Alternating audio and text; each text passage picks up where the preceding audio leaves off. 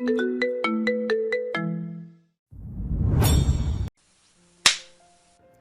গেও ভূত, চোখে দেখতে পাস না নাকি? অন্ধ নাকি তুই? কোথাকার কোন গন্ড মূর্খ! শাহনাজের কণ্ঠস্বর তীক্ষ্ণ, তার প্রতিটি শব্দে ছিল রাগের আগুন। তার দামি গাড়ির সামনে উল্টে পড়া ভ্যান আর কাদায় মাখা এক লোককে দেখে তার বিরক্তির সীমা ছাড়িয়ে গিয়েছিল। সে তার নতুন চকচকে বিলাসবহুল গাড়ি থেকে নেমে হামিদের দিকে এগিয়ে গিয়েছিল। তার মুখে তখনও বিরক্তি আর অহংকার মিশেছিল। আমার নতুন গাড়ির কি অবস্থা করে দিলি? জানিস এই গাড়ির একটা স্ক্র্যাচ ঠিক করতে কত টাকা লাগে? তুই এই সারা জীবনও এই টাকা রোজগার করতে পারবি না। সে কথাগুলো যেন হামিদের মুখের উপর ছুঁড়ে মারছিল। হামিদ তখনও কাদায় মাখা অবস্থায় ধানের জমিতে বসেছিল। তার মুখে ছিল এক অদ্ভুত হাসি। শাহনাজের চরে তার গালে তখনও ব্যথা টনটন করছিল, কিন্তু সে গালে হাত দেওয়ারও প্রয়োজন মনে করল না। তার চোখ দুটো কেবল শাহনাজের রাগে লাল হয়ে থাকা মুখের দিকেই স্থির ছিল। শাহনাজ হামিদের নীরবতা দেখে আরও উত্তেজিত হয়ে বলল, কিরে ফকির কোথাকার, মুখে কথা নেই, চুপ করে আছিস কেন? তোর সাহস কি করে হয় আমার গাড়ির সামনে আসার? জানিস আমার এই গাড়ির এক একটা পার্টসের দাম তোর সারা জীবনের রোজগারের চেয়েও বেশি। তোর মতো গরিব খ্যাত লোকের সাহস কি করে হয় আমার সামনে দাঁড়িয়ে থাকার? হামিদ ধীরে ধীরে কাদামাখা শরীরটা টেনে তুলে দাঁড়ালো। তার পরনের দামি পোশাকের প্রতিটা সুতোই কাদা লেগেছিল, যা এই মুহূর্তে শাহনাজের কাছে শুধুই একটা সাধারণ কৃষকের ময়লা পোশাক মনে হচ্ছিল। হামিদ উঠে দাঁড়ানোর পর নিজের পোশাকের দিকে একবার তাকিয়ে আবারও শাহনাজের দিকে চাইল। তার সেই মুচকি হাসিটা তখনও তার মুখে লেগেছিল। শাহনাজ চোখ সরু করে বলল, কি হলো, কথা বলছিস না কেন? কানে শুনতে পাস না নাকি? এই যে তোর মতো লোক, এদের জন্যই যত সমস্যা। রাস্তাঘাট নোংরা করে রাখে আর তারপর দুর্ঘটনা ঘটায়। তোর ভ্যান তো আর চলবে না, কি করবি এখন? হেঁটে যাবি? হামিদ মাথা নিচু করে হাসল। তার হাসিটা যেন শাহনাজের রাগ আরও বাড়িয়ে দিল। সে হামিদের কাছে আরও এগিয়ে এলো। শাহনাজ এরকম স্বগতোক্তি করে বলল, হ্যাঁ রে, এই গ্রামে তোদের মতো গরিবই আছে দেখছি। এই রাস্তা দিয়ে আমার আশাটাই ভুল ছিল। হামিদ এবার মুখ খুলল, আপনি যা খুশি বলতে পারেন, তবে আমার বিশ্বাস এই রাস্তার মালিকানা আপনিও দাবি করতে পারবেন না। আর আমি ফকির বা ক্ষেত যাই হই না কেন, আপনার গাড়িটার অবস্থা দেখে আমার যা মনে হচ্ছে আপনি একটু বাড়াবাড়ি করছেন। হামিদ তার দিকে তাকালো।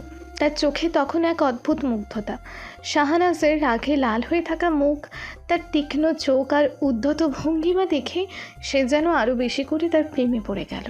শাহনাজ এবার যেন নিজেকেই বোঝালো, আমি জানি আমার মতো মানুষের কাছে তোর মতো লোকের কথা বলাটাই বেমানান, কিন্তু সত্যি বলতে কি, তোর মতো লোকেরা রাস্তায় থাকলেই মেজাজ খারাপ হয়ে যায়। তোর চেহারা দেখে মনে হচ্ছে কোনোদিন ভালো কিছু চোখেই দেখিসনি। হামিদ এবার ধীরে ধীরে হাঁটতে শুরু করলো। শাহনাজের কাছ থেকে একটু দূরে সরার চেষ্টাও করলো। তার শরীরের প্রতিটি অংশ কাদায় মাখা ছিল, যা থেকে এক প্রকার ভুটকা গন্ধ বের হচ্ছিল। শাহনাজ রেগে আবার গিয়ে বলল, এই, কোথায় যাচ্ছিস? কথা শেষ হয়নি এখনো। তোর মতো লোকের কাছে কথা বলে সময় নষ্ট করাও পাপ। তোর কত টাকা আছে বল? আমার গাড়ির ক্ষতিপূরণ দিবি কি করে? নাকি জানিসই না ক্ষতিপূরণ কি জিনিস? হামিদ এবার শাহনাজের দিকে তাকালো। তার হাসিটা আরও চওড়াও হলো। সে কিছু না বলে শুধু হাসতে লাগলো। শাহনাজ অবাক হয়ে বলল, হাসছিস কেন? তোর কি হাসি পাচ্ছে? তোর মতো একটা ফকিরের মুখে হাসি কি করে আসে? যা এখান থেকে চলে যা। তোর মুখ দেখতেও আমার ঘেন্না লাগে। আমার মুখ আছে, ইচ্ছে হওয়া যেতে হাসছি। আপনিও আমার সাথে হাসতে পারেন। আসেন দুজন একসাথে হাসি। থাম, তোর সাথে কথা বলার কোনো রুচি আমার নেই। তোর এই নোংরা আর ভিখারিগিরি দেখে আমার বমি আসছে। যা এখান থেকে, ভাগ, আর কোনোদিন আমার সামনে আসবি না। শাহনাজ আর এক মুহূর্তও দাঁড়ালো না। রাগে ফুঁসতে ফুঁসতে সে তার গাড়িতে গিয়ে বসলো। দরজা সজোরে বন্ধ করলো এবং তীব্র গতিতে গাড়ি চালিয়ে চোখের নিমেষে অদৃশ্য হয়ে গেল। হামিদ দাঁড়িয়ে রইল। তার চোখে এখনও সেই মুগ্ধতার রেশ, ঠোঁটে সেই রহস্যময় হাসি। সে কাদামাখা শরীরেই মুচকি হেসে নিজেকে বলল, যে করি হোক, এই মেয়েটাকে আমি জয় করব। তার রাগ, অহংকার আর মায়াবী চেহারা, ইস কত সুন্দর। আসল ঘটনাটা হলো লন্ডনের দাপুটে বিজনেসম্যান হামিদুল খান তার দাদুর বাড়িতে বেড়াতে এসেছে। বিলাসবহুল গাড়িটা গ্রামের মেঠো পথে এসে অচল হয়ে পড়ায় এখন একটি পুরনো ভ্যান গাড়িতে করে দাদু বাড়ির দিকেই যাচ্ছিল। গ্রামের মেঠো পথের ধুলো, মাটির গন্ধ আর চারপাশে সবুজ যেন তার কাছে এক নতুন অভিজ্ঞতা। আরে মামু, একটু ধীরে চালাও না। হামিদুলের হালকা কথার সাথে সাথে ভ্যানটা একটা খাদের মতো গর্তে টালমাটাল হলো। ঠিক তখনই পেছনের কাঁচা রাস্তা ধরে তীব্র গতিতে একটি কালো রঙের ঝকঝকে এসইউভি এগিয়ে আসছিল। ভ্যান চালক লোকটা কোনো মতে ভ্যানটাকে ডান দিকে সরানোর চেষ্টা করলো, কিন্তু গাড়ির গতি এতটাই বেশি ছিল যে শাহনাজের গাড়ির বাম্পারের সাথে হামিদুলের ভ্যান গাড়ির পেছনের চাকা সজোরে ধাক্কা লাগলো। আরে বাপরে, এটা কি হয়ে গেল? বলেই ভ্যান চালক চিৎকার করে উঠল। ধাক্কাটা এতই তীব্র ছিল যে হামিদুল ডান দিকের বেড়া টপকে ছিটকে পড়ল পাশের কাদামাখা ধানের জমিতে। তার লন্ড্রি করা দামি সাদা শার্ট সব কিছুই মুহূর্তেই কাদায় মাখামাখি হয়ে গেল। কাদা আর ধান গাছের পাতা লেগে তার মুখমণ্ডলও প্রায় অপরিষ্কার। সে কোনো মতে উঠে দাঁড়ালো, কিন্তু কাদায় পা আটকে আবারও প্রায় পড়ে যাচ্ছিল, আর মোবাইল ফোনটা পড়েছিল একপাশে। গাড়ি থেকে বেরিয়ে এলো শাহনাজ, যেন এক অগ্নিমূর্তি। তার চোখের আগের আগুন ঝলসে উঠছিল। হামিদুলকে কাদামাখা নোংরা অবস্থায় দেখেই শাহনাজের চোখগুলো ঘৃণা আর বিরক্তির এক বিশাল ঝাঁপি নিয়ে কুচকে গিয়ে থাপ্পড় মেরে এতগুলো কথা শুনিয়ে চলে গেল। সন্ধ্যা নামছিল খানবাড়ির উঠোনে। দিন শেষে নরম আলোটুকু তখনও গাছের পাতায় আটকে ছিল। চারিদিকে একটা মিষ্টি গন্ধ। হঠাৎ সে শান্ত পরিবেশে কাদামাখা এক মূর্তি প্রবেশ করলো। তার পরনে দামি পোশাকে তখনও টাটকা কাদা লেগে, আর চুলগুলো এলোমেলো। বাড়ির সবাই অবাক হয়ে লোকটার দিকে তাকালো। কে এই লোক? কোথা থেকে এলো? বাড়ির ছোট সদস্যরা তো ভয়ে সিটিয়ে গেল। বাড়ির সবচেয়ে বয়স্ক ব্যক্তি দাদু, যিনি উঠোনে ইজি চেয়ারে বসে পান খাচ্ছিলেন, তিনি চশমার ফাঁক দিয়ে লোকটার দিকে তাকালেন। দাদু গম্ভীর মুখে প্রশ্ন করলেন, কে তুমি বাবা? কোথা থেকে এলে এভাবে? কোনো বিপদ? হামিদ কাদায় মাখা অবস্থায় হাসল। তার সেই হাসিটা এতটাই সরল ছিল যে পরিবেশের সব অস্বাভাবিকতা যেন এক মুহূর্তে কেটে গেল। দাদু, তুমি আমাকে চিনতে পারছো না? আমি তোমার হামিদ। দাদুর চোখে প্রথমে বিস্ময়, তারপর আনন্দের ঝলক। তিনি যেন নিজের কানকে বিশ্বাস করতে পারছিলেন না। হামিদ? আমার হামিদ? কিন্তু তোর এ কি অবস্থা? কে রে দাদাভাই? দাদু ইজি চেয়ার ছেড়ে উঠে দাঁড়ালেন। তার চোখে মুখে এক ধরনের আনন্দের ঢেউ। কাদা মেখে ভূত হয়ে গেছিস, মুখটা ধো আগে। হামিদ দাদুর কথা শুনে কলকাতার দিকে এগিয়ে গেল। বালতির পানি তুলে সাবান দিয়ে ভালো করে মুখ ধুলো। কাদা ধুয়ে যেতেই তার উজ্জ্বল শ্যামলা চেহারাটা বেরিয়ে এলো, আর চোখে মুখে সে পরিচিত দুষ্টু হাসি। মুখ ধুয়ে ফিরে এসে সে আবারও হাসি মুখে দাদুর সামনে দাঁড়ালো। এবার চিনতে পারছো দাদু? দাদু আর দাদি দুজনেই এক মুহূর্তে হামিদকে চিনতে পারলেন। তাদের চোখে তখন জল চিকচিক করছে। দাদি দ্রুত পায়ে এগিয়ে এসে হামিদকে বুকে জড়িয়ে নিলেন। আমার মানিক, আমার হামিদ, কতদিন পর এলে। আমরা তো ভেবেছিলাম তুই বোধহয় আমাদের ভুলে গেছিস। সেই ছোটবেলা গিয়েছিলে, আর এখন কত বড় হয়ে গেছিস। তার চোখের জল হামিদের কাদামাখা জামায় মিশে গেল। দাদুও হামিদকে জড়িয়ে ধরলেন। আয় ভেতরে আয়, তোর জন্য কত ভালো ভালো খাবার রান্না করেছি, আর তোর এ কি অবস্থা? কাদামাটি মেখে এলি কেন? দেখে মনে হচ্ছে লন্ডন থেকে নয়, সোজা জমিতে চাষ করে আসছিস। পরিবারের অন্যান্য সদস্যরাও ছুটে এলো। দাদু দাদি ভিতরে চলে গেলেন। হামিদের চাচাতো বোন নীলা মাত্র কলেজ থেকে আসলো। তার গলা শুনে ঘুরে তাকালো হামিদ। সেও হামিদকে দেখে অবাক হয়ে গেল। নীলা হাসতে হাসতে বলল, ভাইয়া, তুই কখন এলি? আরে নীলা যে, কি খবর? কেমন আছিস? অনেকদিন পর দেখা হলো, তাই না? লন্ডন থেকে আসার পর ভাবছিলাম তুই নিশ্চয়ই অনেক বড় হয়ে গেছিস, কিন্তু দেখছি এখনও সেই ছোটোবেলার মতোই রয়েছিস। নীলা হাসি মুখে বলল, ভালো আছি, তুই কেমন আছিস? আর এমন দশা কেন তোর? লন্ডন থেকে আসছিস নাকি কোনো পুকুর থেকে গোসল করে আসছিস? তোকে তো চেনাই যাচ্ছে না। লন্ডনের টপ বিজনেসম্যান, আর এখন একটা কাদামাখা ভূত। হামিদুল চোখ টিপে হাসলো। লন্ডনের টপ বিজনেসম্যানদেরও মাঝে মাঝে গ্রামে এসে বুথ হতে হয় নীলা। বিশ্বাস কর, এই কাদের গন্ধটাও লন্ডনের কোনো পারফিউমের চেয়ে কম নয়। তবে আমার এই অবস্থার কারণ হলো আসার পথে একটা ছোট্ট অ্যাক্সিডেন্ট হয়ে গেল, তাই একটু নোংরা হয়ে গেছে। তবে এই নোংরা হওয়ার গল্পটা খুবই রোমাঞ্চকর, বিশ্বাস কর। নীলা হালকা হেসে আর অবাক হয়ে বলল, অ্যাক্সিডেন্ট? কি অ্যাক্সিডেন্ট? কোনো মেয়ের পিছনে ছুটছিলি নাকি? তোর এই হাসি দেখে আমার কেমন সন্দেহ হচ্ছে। নিশ্চয়ই তুই কোনো দুষ্টুমি করছিস। হামিদ মৃদু হেসে নীলার কানের কাছে ফিসফিস করে বলল। তোকে পরে বলবো। নীলা হামিদের মুখের দিকে তাকিয়ে রহস্যময়ভাবে হাসল।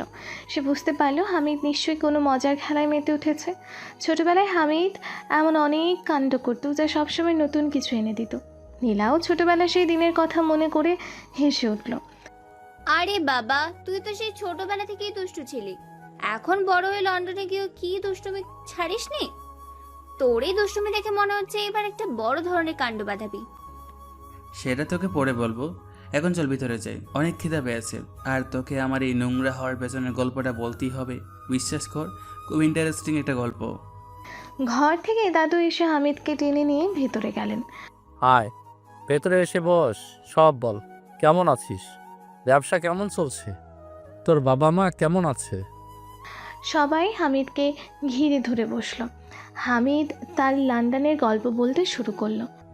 আমার গাড়িটা গ্রামের রাস্তায় খারাপ হয়ে গেল দাদু, তাই বাধ্য হয়ে আমি ভ্যান নিয়ে আসলাম। ভাবলাম গ্রামে যখন এসেছি ভ্যানের মজাই বা মিস করি কীভাবে। আর তারপর জানো, একটা দুর্ঘটনা ঘটলো। দাদি অবাক হয়ে বললেন, দুর্ঘটনা? কি হয়েছে রে হামিদ? হামিদ হাসল। তেমন কিছু না দাদি, একটা গাড়ি এসে ধাক্কা দিল আর আমি কাদায় পড়ে গেলাম। কিন্তু তা দেখে নতুন একটা অভিজ্ঞতা হলো তো। নীলা হাসতে হাসতে বলল। ভাইয়া, বলিস কি? কোনো মেয়ে ছিল নাকি? হামিদ নীলার দিকে এক ঝলক তাকালো। তার চোখে তখন শাহনাজের সেই রাগী মুখটা ভাসছিল। নীলা, তুই বড্ড বেশি দুষ্ট হয়েছিস। চল আমরা সব বাদ দিয়ে আমাদের পুরোনো দিনের খেলার গল্প করি। মনে আছে ছোটোবেলায় আমরা পুকুরে ডুব দিতাম আর দাদি আমাদের বকা দিত? নীলা উচ্ছ্বাসিত হয়ে বলল, হ্যাঁ মনে আছে। আর মনে আছে ভাইয়া, তুই একবার দাদুর চশমা লুকিয়ে ফেলেছিলি আর দাদু তোকে সারা বাড়ি খুঁজে বেড়াচ্ছিল। তারা পুরনো দিনের মজার মজার গল্পে মেতে উঠল। হামিদ তার লন্ডন জীবনের গল্প বলল, কিভাবে সে বাবার ব্যবসা সামলায়, লন্ডনের উঁচু উঁচু দালান আর সেখানকার ব্যস্ত জীবন। কিন্তু তার কথায় ছিল না কোনো অহংকার, বরং এক ধরনের সারল্য। সবাই মুগ্ধ হয়ে তার কথা শুনছিল। পরের দিন সকাল। গ্রামে হাট তখনও সম্পূর্ণ জমে ওঠেনি। টাটকা সবজি, মাছ আর নানা রকম জিনিসপত্রের পসরা সাজিয়ে বসেছে দোকানিরা। সূর্যের আলো সবে মাত্র হাটের ওপরে এসে পড়েছে আর বাতাসে ভেসে বেড়াচ্ছে এক পরিচিত গ্রামের গন্ধ। হামিদ সেই হাটে এসেছিল কিছু জিনিস কিনতে। সে এক মিষ্টির দোকানের সামনে দাঁড়িয়ে জিলিপি দেখছিল আর মনে মনে শাহনাজের কথা ভাবছিল। কালকে সেই থাপ্পড় আর রাগী মুখটা যেন তার মাথা থেকে বের হচ্ছিল না। হঠাৎ করেই তার চোখ পড়ল হাটের এক কোণে। শাহনাজ, তার পরনে ছিল একটা সাধারণ সালোয়ার কামিজ, কিন্তু তাতেও তাকে অসাধারণ লাগছিল। সে তার বান্ধবীদের সাথে হাসাহাসি করছিল আর তার হাসি শুনে যেন পুরো হাতটাই আলোকিত হয়ে উঠছিল। হামিদ এক মুহূর্তের জন্য থমকে গেল। তার মন যেন তাকে শাহনাজের দিকে টেনে নিয়ে যাচ্ছিল। হামিদ মনে মনে বলল, এই মেয়ে এখানে কী করছে? কালকে যা করছিল তার প্রতিশোধ তো নিতেই হবে, তবে আমার প্রতিশোধটা একটু অন্যরকম হবে। হামিদ ইচ্ছে করে শাহনাজের কাছাকাছি গেল। সে এমনভাবে হাঁটছিল যেন সে শাহনাজকে দেখতেই পায়নি। শাহনাজ তার বান্ধবীদের সাথে কথা বলতে বলতে হঠাৎ পেছনে ঘুরে হাঁটতে শুরু করলো। ঠিক তখনই ঘটে গেল এক ঘটনা। শাহনাজ পেছন ঘুরতেই হামিদের সঙ্গে তার সজোরে ধাক্কা লাগলো। দুজনেই ভারসাম্য হারিয়ে মাটিতে পড়ে গেল। হামিদ তার হাত দিয়ে শাহনাজের কোমর ধরে ফেলল আর শাহনাজ ছিটকে না পড়ে তার ওপরে গিয়েই পড়ল। পড়ে গিয়েই তাদের ঠোঁট দুটো আলতো করে ছুঁয়ে গেল। মুহূর্তটা এতটাই অপ্রত্যাশিত এবং ছিল যে হাটের কোলাহল যেন এক মুহূর্তের জন্য থেমে গিয়েছিল। তাদের চোখাচোখি হলো, শাহনাজের চোখগুলো বড় বড় হয়ে গিয়েছিল আর হামিদের মুখে সেই পরিচিত দুষ্টু হাসি। শাহনাজ সাথে সাথে রেগে আগুন হয়ে গেল। সে দ্রুত উঠে দাঁড়ালো। তার মুখ তখনও লাল হয়ে আছে। সে হামিদকে সজোরে একটা চড় মারল। চড়টা এতটাই জোরে লেগেছিল যে হাটের 2-4 লোকও তাদের দিকে ফিরে তাকালো। শাহনাজ তার কণ্ঠস্বর উঁচিয়ে বলল, কি ভাবছিস নিজেকে? অসভ্য, ইতর কোথাকার, গায়ে পড়া বদমাস। তার চোখ থেকে যেন আগুন ঝরছিল। লজ্জা করে না তোর? বারবার আমার সামনে আসিস কেন? তোর মতো একটা নোংরা লোকের সাহস কি করে হয় আমাকে স্পর্শ করার? হামিদ গালে হাত দিয়ে ব্যথার ভান করলো। তার চোখে মুখে তখনও হাসি লেগেছিল। ভাগ্যিস মাটিতে পড়ে গেলাম, না হলে তোমার এই নরম হাতের ছোঁয়া পেতাম না। শাহনাজ যেন আরও অবাক হলো। তোর লজ্জা নেই? আমি তোকে থাপ্পড় মারলাম আর তুই রসিকতা করছিস? রসিকতা? একদম না। এটা তো আমার জন্য একটা আশীর্বাদ। তোমার মতো সুন্দরী মেয়ের হাতের থাপ্পড় কে না পেতে চায়? তোর মতো নোংরা গরিব লোকের সঙ্গে কথা বলতো আমার ঘৃণা করছে। শাহনাজ রাগ সামলাতে না পেরে বলল, তোর মতো অসভ্য লোক আমি জীবনও দেখিনি। তুই কি মনে করিস এই সামান্য ধাক্কাধাক্কি করে আমার মন জয় করতে পারবি? হাহ, ভুল ভাবছিস। আমি শাহনাজ আর তুই একটা রাস্তার ফকির। হামিদ মুচকি হেসে বলল, রাস্তার ফকির বলো? হ্যাঁ, এখন তো আমি ফকিরই, কিন্তু এই ফকিরের ভালোবাসা যে একবার পায় সে আর পৃথিবীর কোনো সম্পদ চায় না। তোর মতো লোককে ভালোবেসে আমি জাহান্নামে যাব। যাবেই তো। মানুষের সাথে এমন ব্যবহার করলে তো জাহান্নামে যাবে, তুমি জানো না? মানুষকে কষ্ট দিতে নেই, এটা হাদিসে বলা আছে। দূর হ আমার সামনে থেকে। তোর ছায়া মারা তো আমার ঘেন্না করছে। শাহনাজ রাগে ফুঁসতে ফুঁসতে তার বান্ধবীদের দিকে গেল, আর হামিদ হাটের মাঝখানে দাঁড়িয়ে মুচকি মুচকি হাসছিল। সে মনে মনে আরও বেশি করে শাহনাজের প্রেমে পড়ে গেল। তার মনে হচ্ছিল এই মেয়েটিই তার জীবনের একমাত্র লক্ষ্য। সন্ধ্যা নেমে এসেছে খানবাড়ির উঠোনে। উঠোনের একপাশে জ্বলছে উজ্জ্বল হ্যালোজেন বাতি, তার আলোয় ভেসে যাচ্ছে বৈঠকখানা। ভেতর থেকে ভেসে আসছিল হাসি আর গল্পের শব্দ। শাহনাজ তার প্রিয় বান্ধবী নীলার, যে কিনা হামিদের চাচাতো বোন, তার সাথে দেখা করতে এসেছে। শাহনাজ তার স্বভাব সুলভ ঝলমলে পোশাকে বৈঠকখানার আরামদায়ক সোফায় বসে নীলার সাথে গল্প করছিল। শাহনাজ বিরক্তি নিয়ে বলল, আর বলিস না নীলা, পরশুদিন সকালে কি যে একটা ঘটনা ঘটলো, মেজাজটাই খারাপ হয়ে গেল। তার চোখে মুখে তখনও সকালের ঘটনার রেশ। ওই গ্রামের রাস্তা গাড়ি চালাতে গিয়ে আমার জীবন বেরিয়ে যাচ্ছে। আর কিছু জঙ্গলি লোক আছে না, যারা রাস্তায় এমনভাবে চলে যেন রাস্তাটা তাদের বাপের জমির। শাহনাজ আজকের ঘটনার কথা বলল না। নীলা কৌতূহলী চোখে শাহনাজের দিকে তাকালো। কি হয়েছে রে? এত রেগে আছিস কেন? তোর এই মুখটা তো মেকআপের থেকেও সুন্দর দেখাচ্ছে, কিন্তু রাগলে একদম রাক্ষসী মনে হয়। থাম তুই, সব কিছুতেই মজা। শোন না, ওই দিন আমার গাড়ির সামনে একটা ঝং ধরা ভ্যান এসে পড়লো, আর যে লোকটা চালাচ্ছিল আর তার প্যাসেঞ্জার, সে তো এক্কেবারে ভূত, কাদা মাখা নোংরা, কি এক জাতা অবস্থা। আমি তোকে কি বলবো, আমি ওকে একটা থাপ্পড় মেরেছি আর সে কি না হাসছিল। তুই তো জানিস আমার রাগ সম্পর্কে। শাহনাজ তার হাতের ভঙ্গি করে বোঝাতে চাইল তার রাগ কতটা ছিল। নীলা তার হাসি চাপার চেষ্টা করলো। থাপ্পড় মেরেছিস? বলিস কি রে? তুই তো দিন দিন আরো পাগলি হয়ে যাচ্ছিস। লোকটা কি কিছু বললো না? আর কি বলবে, ওর মুখে তো কথাই নেই, শুধু ফ্যাল ফ্যাল করে হাসছিল। আমি তো ভেবেছি কোথাকার কোন গাইয়া হবে, তাই ওকে বললাম তোর মতো গরিবের সারা জীবনের রোজগারতেও আমার গাড়ির একটা পার্টস কোনোভাবেই কেনা যাবে না। ভাবছিস কি লজ্জা রে বাবা, ওর মতো লোককে আমি তো জীবনে দেখিইনি। কোনো কাজ নেই, শুধু মানুষের পথ আটকে দাঁড়াবে। ঠিক তখনই হাসি মুখে হামিদ সেখানে প্রবেশ করলো। তার পরনে তখনও সেই সাধারণ পোশাক, কিন্তু সে পরিষ্কার পরিচ্ছন্ন হয়ে এসেছে। তাকে দেখে শাহনাজ চমকে উঠল।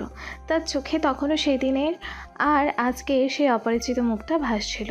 শাহনাজ ফিসফিস করে নীলাকে জিজ্ঞেস করলো, ওই ছেলেটা কে রে নীলা, এখানে কি করছে? হামিদ শাহনাজের দিকে তাকালো। তার মুখে সেই পরিচিত দুষ্টু হাসিটা আবারও ফিরে এলো। আরে এ তো। নীলা কিছু বলতে যাবে, ঠিক তখনই হামিদ নীলার দিকে চোখের ইশারা করে তাকে থামিয়ে দিল। নীলা তার ভাইয়ের ইশারা বুঝতে পারলো এবং মুচকি হাসলো। হামিদ শাহনাজের দিকে তাকিয়ে এক মিষ্টি হাসি দিয়ে বলল, আমি এই বাড়ির নতুন কাজের লোক, আমার নাম হামিদুল। আপনারা বসুন, আমি আপনাদের জন্য কিছু নাস্তা নিয়ে আসি। তার কণ্ঠস্বরে ছিল এক ধরনের বিনয়, কিন্তু চোখে ছিল এক অদ্ভুত চকমক। নীলা এটা শুনে তো অবাক। শাহনাজ হামিদের কথা শুনে আরও অবাক হলো। তার ভ্রু কুঁচকে গেল। কাজের লোক? ও আচ্ছা, এই গ্রামে তোদের মতো কাজের লোকই বেশি দেখা যায়। সে মনে মনে ভাবল, যাক বাবা, এই লোকটা সত্যি একটা কাজের লোক। আমার গাড়ির ক্ষতিপূরণ কি করে দিবে কে জানে, হয়তো বেচারা জানেও না ক্ষতিপূরণ কি জিনিস। নীলা হামিদের ইশারা বুঝতে পেরেছিল এবং তার মুখে সেই চাপা হাসিটা ফুটে উঠেছিল। সে জানতো হামিদ কী খেলা খেলতে চাইছে। নীলা বলল, হ্যাঁ রে শাহনাজ, হামিদ তো আমাদের বাড়িতে নতুন এসেছে, খুব ভালো ছেলে, সব কিছুতেই সাহায্য করে। ও ভালো ভালো। শাহনাজ এমনভাবে বলল যেন সে খুব একটা গুরুত্ব দিচ্ছে না। তা হামিদুর, তুই কি করছিস এ বাড়িতে? ঝাড়ু দেস না পানি তুলিস? হামিদ হাসি মুখে শাহনাজের দিকে তাকিয়ে বলল, আপা, এই বাড়িতে যা কাজ করতে বলেন আমি সবই করি। ঝাড়ু দেওয়া থেকে শুরু করে রান্না বাজার সব। আমি এই বাড়ির সব কাজ করি। আপনার যদি কোনো প্রয়োজন হয় আমাকে বলতে পারেন। শাহনাজ বাঁকা হাসি হাসল। ও তাই বুঝি, তাহলে তো ভালোই হলো। আমার তো মাঝে মাঝে কাজের লোক দরকার হয়, তোর মতো গ্রামের লোকদের তো খুব একটা খরচ লাগে না, তাই না? নীলা বিষয়টাকে ঘুরিয়ে দেওয়ার চেষ্টা করলো। আচ্ছা শাহনাজ, তোর নতুন ফ্যাশন ডিজাইন কোর্সের কি খবর? কেমন চলছে তোর ডিজাইন শেখা? তোর তো স্বপ্ন ছিল নামকরা ফ্যাশন ডিজাইনার হওয়ার, তাই না? শাহনাজ হামিদের দিক থেকে চোখ সরিয়ে নীলার দিকে ফিরল। হ্যাঁ রে, খুব ভালো চলছে। জানিস, লন্ডনে তো অনেক নাম করা ফ্যাশন ডিজাইনার আছে। আমার স্বপ্ন একদিন আমিও তাদের মতো হব, লন্ডনে গিয়ে একটা বুটিক খুলবো। হামিদ তাদের কথা শুনছিল। শাহনাজের লন্ডনে যাওয়ার স্বপ্ন শুনে তার মুখে একটা সূক্ষ্ম হাসি ফুটে উঠল। সে বুঝল শাহনাজকে তার নিজের জালেই আটকাতে হবে। হামিদ বলল, লন্ডন তো অনেক বড় জায়গা, ওখানে সব ধরনের মানুষই থাকে। তবে হ্যাঁ, ফ্যাশন ডিজাইন ওখানে খুব জনপ্রিয়। শাহনাজ হাসল। তুই কি বুঝবি লন্ডন সম্পর্কে? তোর মতো ওই গ্রাম আর হাটের বাহিরে কোনোদিন পা পড়েনি। শোন নীলা, সেই দিন আমাদের প্রফেসর বলেছিল যারা লন্ডন থেকে আসছে তাদের নাকি ফ্যাশন সেন্সটা দারুণ হয়। আমার তো ইচ্ছে লন্ডনের কোনো বড় ফ্যাশন হাউসে কাজ করব। নীলা হামিদের দিকে এক ঝলক তাকালো, তারপর শাহনাজের দিকে ফিরে বলল, হ্যাঁ রে, তোর তো স্বপ্নটাই খুব বড়, আমি তো তোর জন্য খুব খুশি। হামিদ তাদের জন্য ট্রেতে করে শরবত আর বিস্কিট নিয়ে এলো। সে শাহনাজের সামনে ট্রেটা ধরল। হামিদ বলল, তার চোখে দুষ্টুমি। এই নিন আপা, আপনাদের জন্য শরবত, গরমে শরীর ঠান্ডা হবে। শাহনাজ বিরক্ত চোখে শরবতের গ্লাসটা নিল। আহ, তুই এত কাছে আসছিস কেন? তোর গায়ে তো এখনো সেই কাদার গন্ধ। সে নাক কুচকে বলল, কাদা তো ধুয়ে ফেলেছি আপা, গন্ধটা হয়তো মনের ভিতর থেকে আসছে। আপনার হয়তো মনে হচ্ছে আমি এখনো কাদা মাখা। নীল শাহনাজ এই কথা শুনে অবাক হলো। শাহনাজও চমকে উঠল। লোকটা কি তাকে ঠাট্টা করছে? সে হামিদের চোখের দিকে তাকালো। হামিদের চোখে কোনো কৌতুক ছিল না, বরং একটা অদ্ভুত শান্ত ভাব ছিল। শাহনাজ বলল, যা, তুই এখান থেকে যা, আর কিচ্ছু লাগবে না, নীলার সাথে কথা বলি। হামিদ হাসলো এবং সেখান থেকে চলে গেল। নীলা হামিদের চলে যাওয়া দেখে মুচকি হাসলো। সে ভাবছে নিশ্চয়ই এখানে কিছু একটা ঝামেলা আছে। শাহনাজ কিন্তু নীলার হাসির কারণ বুঝতে পারল না। শাহনাজ জিজ্ঞেস করলো, কী রে নীলা, তুই হাসছিস কেন? আর ওই কাজের লোকটা এত বকবক করে কেন? আমি তো ওকে দু কথা শুনিয়েও দিতে চেয়েছিলাম। নীলা বলল, আরে বাদ দে তোর কথা, তুই বল তোর বাবার সাথে তোর কি কথা হলো? তিনি কি তোর লন্ডন যাওয়ার ব্যাপারে রাজি হলেন? তারা আবারও গল্পে মেতে উঠল। কিছুক্ষণ পর শাহনাজ চলে যায়। রাত নেমে এলো। খানবাড়ির সব আলো নিভে গেছে, শুধু হামিদের ঘরের আলো জ্বলছে। হামিদ তার বিছানায় বসে ল্যাপটপে কিছু কাজ করছিল। হঠাৎ দরজায় টোকা পড়ল। নীলা এসে দরজায় দাঁড়ালো। নীলা হাসতে হাসতে ঘরে ঢুকলো। ভাইয়া, তুই কি শুরু করেছিস? তার চোখে মুখে ছিল কৌতুক আর আনন্দ। লন্ডনের টপ বিজনেসম্যান এখানে এসে কাজের লোক সেজেছিস? তুই পারিসও বটে। শাহনাজ তোকে নিয়ে কি কি বললো, আর তুই কি কিছুই বললি না কেন? আর আমাকে কিছু বলতে না দিয়ে তুই চাকর হিসেবে পরিচয় দিলি কেন? আরে এই সেই মেয়ে যার সাথে অ্যাক্সিডেন্ট হয়েছিল। কি, শাহনাজের সাথে তোর অ্যাক্সিডেন্ট হয়েছিল? ও মাই গড! কিন্তু ভাইয়া, ও যে এসব বললো। আমি জানি নীলা, আর সেটাই তো মজা। ওকে আমি আমার আসল পরিচয় জানাতে চাই না, অন্তত এখনই না। তুই প্লিজ তাকে আমার আসল পরিচয়ের বিষয়ে কিছু বলিস না। নীলা বিছানায় হামিদের পাশে বসলো। কিন্তু কেন ভাইয়া? তুই এত বড় লোক, এত প্রতিষ্ঠিত, আর শাহনাজ তোকে খ্যাত ফকির কাজের লোক বলছে, তোর অপমান হচ্ছে না? অপমান? আমার কাছে একটা অপমান না নিলাম, এটা একটা চ্যালেঞ্জ। আমি দেখতে চাই আমার এই ফকির রূপটাকে ও কতটা ঘৃণা করে, আর যখন ও আমার আসল পরিচয় জানবে তখন ওর প্রতিক্রিয়াটা কি হবে সেটা দেখতে চাই আমি। তুই তো দেখছি পুরো নাটকের পরিচালক হয়ে গেছিস। কিন্তু ভাইয়া, তুই কেন ওকে পছন্দ করলি? ও তোকে এত অপমান করলো, থাপ্পড় মারলো, আর তুই ওরই প্রেমে পড়লি? হামিদ ল্যাপটপ বন্ধ করে নীলার দিকে ফিরল। তার চোখে তখন এক গভীর দৃষ্টি। ওই যে ওর তেজ, ওর আত্মবিশ্বাস, ওর রাগের মধ্যে একটা আকর্ষণ আছে। ওর মতো মেয়ে আমি লন্ডনেও দেখিনি। প্রথম দেখাতেই আমার ওকে ভালো লেগেছে।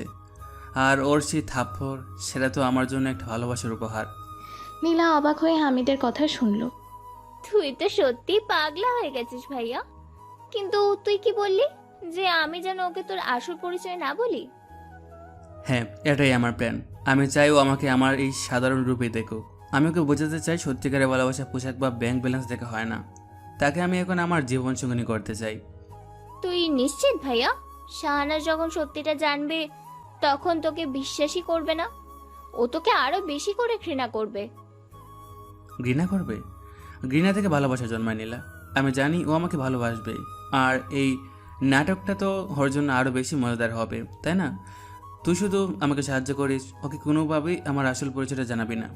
নীলা হাসতে হাসতে বলল, ঠিক আছে ভাইয়া, তোর প্ল্যান সফল হোক, আমি তোকে সাহায্য করব। কিন্তু তুই আমার থেকে লুকিয়ে কিছু করিস না। আমি জানি তুই খুব দুষ্টু। হামিদ নীলাকে জড়িয়ে ধরল। তুই আমার সেরা কাজে নিলা, তোর সাহায্য ছাড়া আমার এই মিশন সফল হবে না। নীলা হামিদকে নিয়ে হাসাহাসি করলো। তারা দুজনেই মিলে শাহনাজকে বোকা বানানোর এই মজার নাটকীয়তা উপভোগ করতে লাগলো। 2 দিন পর দুপুরের পর থেকে গ্রামের মেলা জমতে শুরু করেছে। নানা ধরনের লোকজনের ভিড়, খেলনার দোকান, জিলিপি আর মিষ্টির সুবাস, সব মিলিয়ে এক উৎসবের আমেজ। বাচ্চারা বেলুন হাতে ছোটাছুটি করছে, আর বড়রা দোকানে দোকানে ঘুরে বেড়াচ্ছে। এই ভিড়ের মধ্যেই হামিদ চোখে চোখে শাহনাজকে খুঁজছিল। তার পরনে ছিল একটি সাদামাটা শার্ট আর জিন্স, যেন গ্রামের একজন সাধারণ যুবক। তার চোখে ছিল এক ধরনের চঞ্চলতা, আর মুখে সে পরিচিত দুষ্টুমি ভরা হাসি। হঠাৎ করে শাহনাজকে দেখা গেল। সে তার বান্ধবীদের সাথে মেলা ঘুরছিল। তাদের হাসি ঠাট্টা শব্দে মিঠো হাওয়ায় ভেসে আসছিল। আচ্ছা, আমাকে এখানে রেখে একা একা ঘোরাঘুরি, তাই না? দাঁড়াও, আমি আসছি তোমাকে জ্বালানোর জন্য। শাহনাজের পরনে একটি ঝলমলে সালোয়ার কামিজ, যা তাকে এই ভিড়ের মধ্যেও আলাদা করে তুলেছে। তার চোখে মুখে ছিল সে পুরনো আত্মবিশ্বাস, আর তার প্রতিটি পদক্ষেপ যেন এক ধরনের অহংকার ফুটে উঠেছে। হামিদ শাহনাজকে দেখতে পেয়েই তার পিছু নিল। সে তার কাছাকাছি যাওয়ার জন্য বেশ কিছুক্ষণ অপেক্ষা করলো। শাহনাজ তার বান্ধবীদের সাথে একটি চুড়ির দোকানে এসে দাঁড়ালো। সে বিভিন্ন রঙের চুড়ি দেখতে ব্যস্ত ছিল। হামিদ এই সুযোগটাকে কাজে লাগালো। সে সাবধানে শাহনাজের কাছে এগিয়ে গেল। তার হাতে ছিল একটা গোলাপ ফুল, যা সে মেলায় আসার পথে কিনেছিল। তার বুকের ভেতরটা ধুকপুক করছিল, কিন্তু তার চোখে ছিল এক গভীর ভালোবাসা আর আত্মবিশ্বাস। হামিদ শাহনাজের ঠিক সামনে এসে হাঁটু গেড়ে বসলো। মেলায় আসা লোকজন তাদের দিকে কৌতূহলী দৃষ্টিতে তাকালো। শাহনাজ প্রথমটাই বুঝতে পারলো না কি হচ্ছে। সে চুরি দেখা থামিয়ে মাথা তুলে তাকালো। হামিদকে এইভাবে হাঁটু গেড়ে বসে থাকতে দেখে সে প্রথমে অবাক হলো। তারপর তার চোখে মুখে বিরক্তি ফুটে উঠল। তার বান্ধবীরাও ফিসফিস করতে শুরু করলো। হামিদ গোলাপ ফুলটা শাহনাজের দিকে এগিয়ে ধরে গভীর আবেগ দিয়ে বলল, শাহনাজ, আমি তোমাকে ভালোবাসি। তুমি কি আমার জীবনসঙ্গিনী হবে? তার কণ্ঠস্বর যেন মিঠো হাওয়ায় মিশে যাচ্ছিল। তার চোখে ছিল এক ধরনের আকুতি, যা শাহনাজ এর আগে কখনো দেখেনি। শাহনাজ হামিদের এই কাণ্ড দেখে যেন আকাশ থেকে পড়ল। মেলায় উপস্থিত সব চোখ তখন তাদের দিকে। শাহনাজের মুখ রাগে লাল হয়ে উঠল। সে দ্রুত উঠে দাঁড়ালো, যেন হামিদের উপস্থিতি তার গা ঘিনঘিন করাচ্ছে। তার চোখ থেকে তখন আগুন ঝরছিল। ছি, তোর মতো একটা কাছের লোকের এত বড় সাহস! তুই আমাকে প্রপোজ করিস? শাহনাজ এমনভাবে বলল যেন সে একটা নোংরা জিনিস দেখছে। তার কণ্ঠস্বর এতটাই তীক্ষ্ণ ছিল যে মেলার কোলাহলকেও ছাপিয়ে গেল। তোর কি মাথা খারাপ হয়ে গেছে?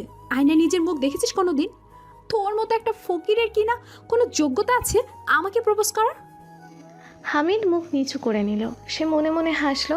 শাহনাজের এই রাগ, এই অপমান যেন তার কাছে আরও বেশি আকর্ষণীয় লাগছিল। সে জানতো এই রাগই একদিন ভালোবাসায় রূপান্তরিত হবে। তুই আমাকে কি ভাবছিস? তোর মতো একটা পথের ভিখারি যার নিজের কোনো পরিচয় নেই, সে কি না আমার মতো একজন মানুষের সামনে হাঁটু গেড়ে বসে, তোর লজ্জা নেই? গেও ভূত কোথাকার! শাহনাজ তার হাত দিয়ে মুখের ওপর বাতাস করতে লাগলো, যেন হামিদের উপস্থিতি তাকে দম বন্ধ করে দিচ্ছে। তোর মতো লোকের ভালোবাসার স্বপ্ন দেখাও পাপ। তুই জানিস আমি কে? আমি এই গ্রামের সবচেয়ে ধনী পরিবারের মেয়ে। আর তুই কে? তুই খান বাড়ির একজন সাধারণ চাকর, আর তোর কোনো যোগ্যতা নেই। হামিদ শাহনাজের কথা শুনছিল, কিন্তু তার চোখে মুখে কোনো হতাশা ছিল না, বরং এক ধরনের দৃঢ়তা ছিল। হামিদ শান্তভাবে বলল, শাহনাজ, আমি জানি আমি কে আর তুমি কে, সেটাও আমি জানি। কিন্তু ভালোবাসা কোনো পরিচয় দেখে হয় না, ভালোবাসা মন দেখে হয়। শাহনাজ একরকম চিৎকার করে বলল, আহ থাম তুই! তোর ভালোবাসার গল্প শুনতে আমি রাজি নই। তোর মতো নোংরা লোকের মুখে ভালোবাসার কথা শুনতেও আমার ঘেন্না করছে। দূর হ আমার সামনে থেকে, এখন এই মুহূর্ত থেকে চলে যা, না হলে কিন্তু খুব খারাপ হয়ে যাবে। মেলায় উপস্থিত লোকজনের ফিসফিসানি শুরু হলো। অনেকে হাসছিল, অনেকে কৌতূহলী চোখে দেখছিল। শাহনাজের বান্ধবীরাও একটু দূরে দাঁড়িয়ে নিজেদের মধ্যে ফিসফিস করছিল। শাহনাজ আরও উত্তেজিত হয়ে বলল, তোর সাহস কি করে হয় আমার পেছনে লাগার? তুই কি মনে করেছিস এই নাটক করে আমার মন জয় করতে পারবে? আমি শাহনাজ, আর আমার মন জয় করা তোর মতো একটা ফকিরের কাজ নয়। তুই জানিস আমার বাবাকে? তিনি এই এলাকার সবচেয়ে শক্তিশালী ব্যক্তি। আমি জানি তোমার বাবাকে শাহনাজ, আর আমি এটাও জানি তুমি একদিন আমাকে ভালোবাসবেই, কারণ আমার ভালোবাসাটা কোনো শর্তের উপর দাঁড়িয়ে নেই। তোর শর্তহীন ভালোবাসার গল্প শুনতে আমি রাজি নই। তোর চেহারা দেখলে আমার বমি আসে। তুই কি সত্যি একটা মানুষ নাকি অন্য কিছু? এত অপমান করার পরও তুই আমার পেছনে পড়ে আছিস।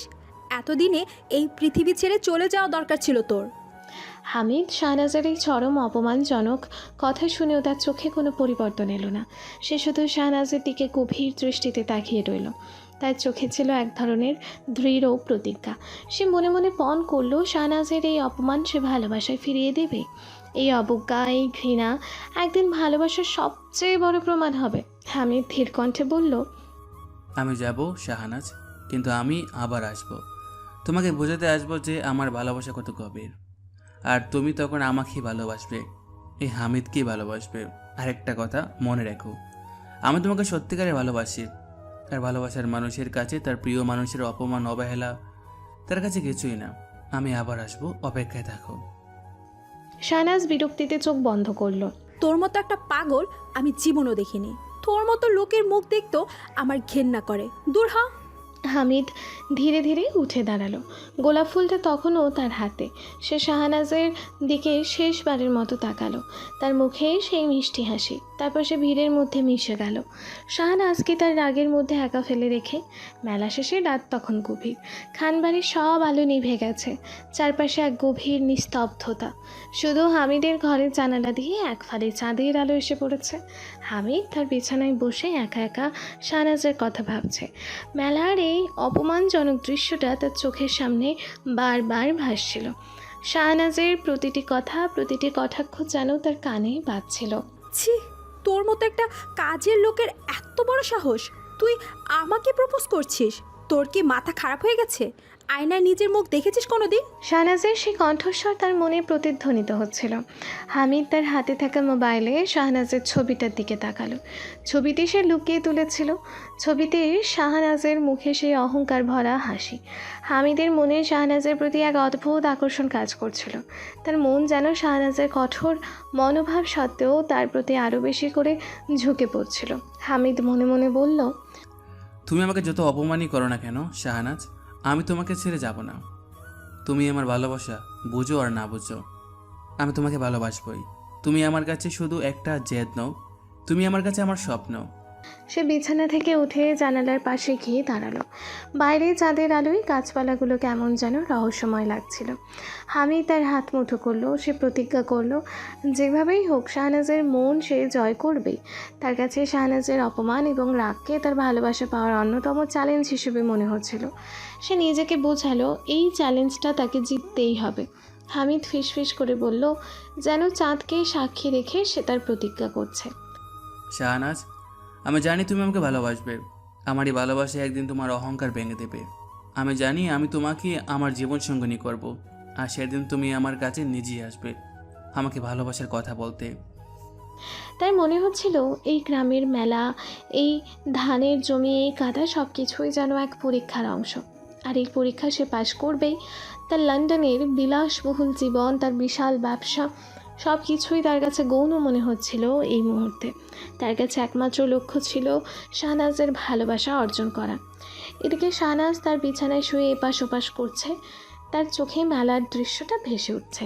ছেলেটা কি পাগল? পাগল নাকি? এত অপমান করলাম, 2বার থাপ্পড়ও মারলাম, তারপরও সে পিছপা হচ্ছে না। কে জানে, মনে হয় মাথায় কোনো সমস্যা আছে। দূর, আমি এসব কি ভাবছি? আর কয়দিন এভাবে অপমান করলে এমনিতেই চলে যাবে। 3 দিন পর আজকের সকালের নরম আলো শাহনাজের বাড়ির গেটের ওপর এসে পড়েছে। বাগা দিয়ে হেঁটে আসছিল হামিদ। তার চোখে মুখে এক দৃঢ় সংকল্প। গত কয়েকটা দিন ধরে সে শাহনাজের মন জয় করার জন্য অক্লান্ত চেষ্টা করে গেছে। শাহনাজকে দেখতে সে আর কলেজের সামনে গেছে, বাজারে তার পিছু পিছু হেঁটেছে, এমনকি ফুল আর চিঠিও পাঠিয়েছে। কিন্তু শাহনাজ তাকে প্রতিবারই ফিরিয়ে দিয়েছে। আরও বেশি করে বিরক্ত হয়েছে। হামিদের পরনে তখনও সেই সাধারণ পোশাক, যেন সে এই গ্রামেরই একজন সাধারণ ছেলে। কিন্তু তার চোখে ছিল এক গভীর ভালোবাসা, যা শাহনাজ কখনো বোঝার চেষ্টাও করেনি। শাহনাজ তার বাড়ির বারান্দায় বসে বই পড়ছিল। হঠাৎ গেটের দিকে চোখ পড়তেই সে হামিদকে দেখতে পেল। তার মুখটা মুহূর্তেই বিরক্তিতে কুঁচকে গেল। সে যেন ভূত দেখেছে। এমনভাবে বইটা ছুঁড়ে ফেলে উঠে এলো হামিদের কাছে। তুই আবার এসেছিস? তোর সাহস কি করে হয় আমার বাড়ির সামনে আসার? তোর মতো অসভ্য লোকের মুখ দেখতো আমার ঘেন্না করছে। তোকে কতবার বলেছি আমার পিছু না নিতে? তোর কানে কি কথা ঢুকে না? হামিদ গেটের কাছে এসে দাঁড়ালো, তার মুখে এক বিষণ্ণ হাসি। শাহনাজ, আমি তোমাকে বলেছিলাম আমি আবারও আসবো তোমার কাছে। আমি তোমাকে বোঝাতে এসেছি আমি তোমার ভালোবাসা চাই। আমি থাম, তোর ফালতু কথা শুনতে আমি রাজি নই। তোর মতো একটা গরিব কাজের লোকের এত বড় সাহস হয় কি করে আমার বাড়ির সামনে দাঁড়িয়ে প্রেমের ভিক্ষে চাইতে? তুই নিজেকে কি ভাবিস, কোনো জমিদার নাকি? হামিদ গেট ধরে দাঁড়ালো। আমি কোনো ভিক্ষা চাই না শাহনাজ, আমি শুধু আমার ভালোবাসাটা প্রকাশ করতে এসেছি। তুমি যদি হেঁটে ভেবে থাকো যে ভিক্ষা চাইতে এসেছি, তাহলে আমি বলবো হ্যাঁ, আমি তোমার ভালোবাসা ভিক্ষা চাইছি। তুমি আমাকে ভুল বোঝো না প্লিজ। শাহনাজ চোখ বড় বড় হয়ে গেল, তার চোখ থেকে যেন আগুন ঝরছিল। ভুল বুঝছিস। তোর মতো একটা নোংরা লোকের আবার ভালোবাসা? তোর মতো লোকের কাজ শুধু মানুষের পিছু নেওয়া আর তাদের বিরক্ত করা। তোর লজ্জা নেই? তুই তোর বাবা মায়ের মুখ উজ্জ্বল করছিস। হামিদের মুখে সেই দুষ্টুমি ভরা হাসিটা এক মুহূর্তে উধাও হয়ে গেল। শাহনাজ তার বাবা মাকে নিয়ে কথা বলছে। এই প্রথম সে এমন একটা আঘাত পেল যা তার অন্তরে বিঁধল। হামিদের কণ্ঠস্বর নিচু হয়ে গেল, তার চোখে তখন এক ধরনের ব্যথা স্পষ্ট। আমার বাবা মাকে নিয়ে কথা বলছো কেন শাহনাজ? আমার বাবা মা তো কোনোদিন কারো ক্ষতি করেনি, তারা আমাকে শিখেছে কীভাবে মানুষকে সম্মান করতে হয়। শাহনাজ হেসে উঠল, সেই হাসিটাই ছিল চরম অবজ্ঞার। সম্মান? তোদের মতো গরিব মানুষের কাজ শুধু ভিক্ষা করা আর মানুষের পিছু নেওয়া। তোদের আবার সম্মান কিসের? তোর বাবা মাও নিশ্চয়ই তোর মতোই ছিল, তাই না? না হলে এত নির্লজ্জ হতে পারিস না। তোর মতো ছেলের বাবা মা নিশ্চয়ই কোনো না কোনো আদব কায়দা শিখায়নি, তাই তুই বারবার মানুষের কাছে অপমানিত হোস। হামিদ স্তব্ধ হয়ে গেল। শাহনাজের এই কথাগুলো যেন তার বুকে তীরের মতো বিঁধল। তার চোখে জল এসে গেল, সে নিজেকে সামলাতে পারল না, তার মাথা নিচু হয়ে গেল। এই প্রথম শাহনাজের কথাটাকে এতটা আঘাত করলো যে তার সে পরিচিত দুষ্ট হাসিটা উধাও হয়ে গেল। তার চোখ দিয়ে দুফোঁটা জল গাল বেয়ে নেমে এলো। শাহনাজ আরও ব্যঙ্গ করে বলল, তুই কি কাছিস? আহারে কি ঢং! গরিব মানুষের ঢংও বেশি হয়। যা এখান থেকে চলে যা। তোর মুখ দেখতো আমার ঘৃণা করছে। আর কোনো দিন আমার বাড়ির সামনে আসবি না। আসলে তোদের মতো মানুষের একটাই কাজ, অন্যের দয়া নিয়ে বেঁচে থাকা। হামিদ মুখ তুলে শাহনাজের দিকে তাকালো। তার চোখে তখন এক গভীর শূন্যতা, তার কণ্ঠস্বর কাঁপছিল। ঠিক আছে শাহনাজ, তুমি যখন এটাই চাও আমি তোমার চোখের সামনে থেকে চাই, তাহলে আমি চলে যাচ্ছি চিরকালের জন্য, আর কখনো তোমার চোখের সামনে আসবো না। হামিদের প্রতিটি শব্দে ছিল গভীর কষ্ট আর অভিমান। আর তোমার এই কথাগুলো, তোমার এই অপমান আমি কোনোদিনও ভুলবো না। তুমি আমাকে এতটাই কষ্ট দিয়েছো যে যা আমার জীবনের সবচেয়ে বড় আঘাত। আমি তোমাকে ভালোবাসি শাহনাজ, কিন্তু তোমার এই অপমান আমি সইতে পারছি না। শাহনাজ হামিদের চোখের জল দেখেও তার কোনো পরিবর্তন হলো না, বরং সে আরও বেশি করে হাসলো। যা যা, উফ, যত সব নাটক। চলে যা বলছি। তোর মতো লোক আমার জীবন থেকে চলে গেলে আমি শান্তি পাবো। হামিদ শাহনাজের দিকে শেষবারের মতো তাকালো। তার চোখে তখন ভালোবাসার বদলে অভিমানের এক গভীর ছায়া। সে ধীরে ধীরে গেট থেকে মুখ ফিরিয়ে নিল, আর একটা কথাও না বলে সেখান থেকে চলে গেল।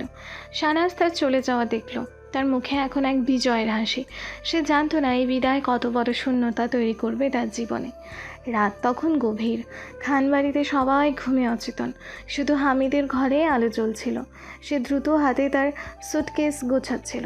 তার চোখে মুখে তখন এক গভীর কষ্ট আর সিদ্ধান্ত। শাহনাজের কথাগুলো তার কানে প্রতিধ্বনিত হচ্ছিল। তোদের মতো গরিব মানুষের কাজ শুধু ভিক্ষা করা আর মানুষের পিছু নেওয়া। তোর বাবা মা নিশ্চয়ই তোর মতোই ছিল, তাই না? নইলে এত নির্লজ্জ হতে পারিস না। হামিদ বিছানায় বসে তার দাদু দাদি এবং পরিবারের সবার কথা ভাবছিল। সে তাদের না জানিয়ে চলে যাওয়ার সিদ্ধান্ত নিয়েছিল।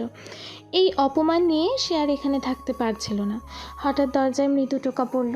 নীলা দরজা খুলে ঘরে ঢুকলো। তার চোখ ফোলা। সে বুঝতে পারছিল হামিদ কিছু একটা করতে চলেছে। নীলা উদ্বিগ্ন কণ্ঠে বলল, ভাইয়া তুই কি করছিস? তুই ব্যাগ কেন গোছাচ্ছিস? তুই চলে যাচ্ছিস? হামিদ নীলার দিকে তাকালো। তার মুখে সেই পরিচিত হাসিটা ছিল না, বরং এক গভীর বিষণ্ণতা।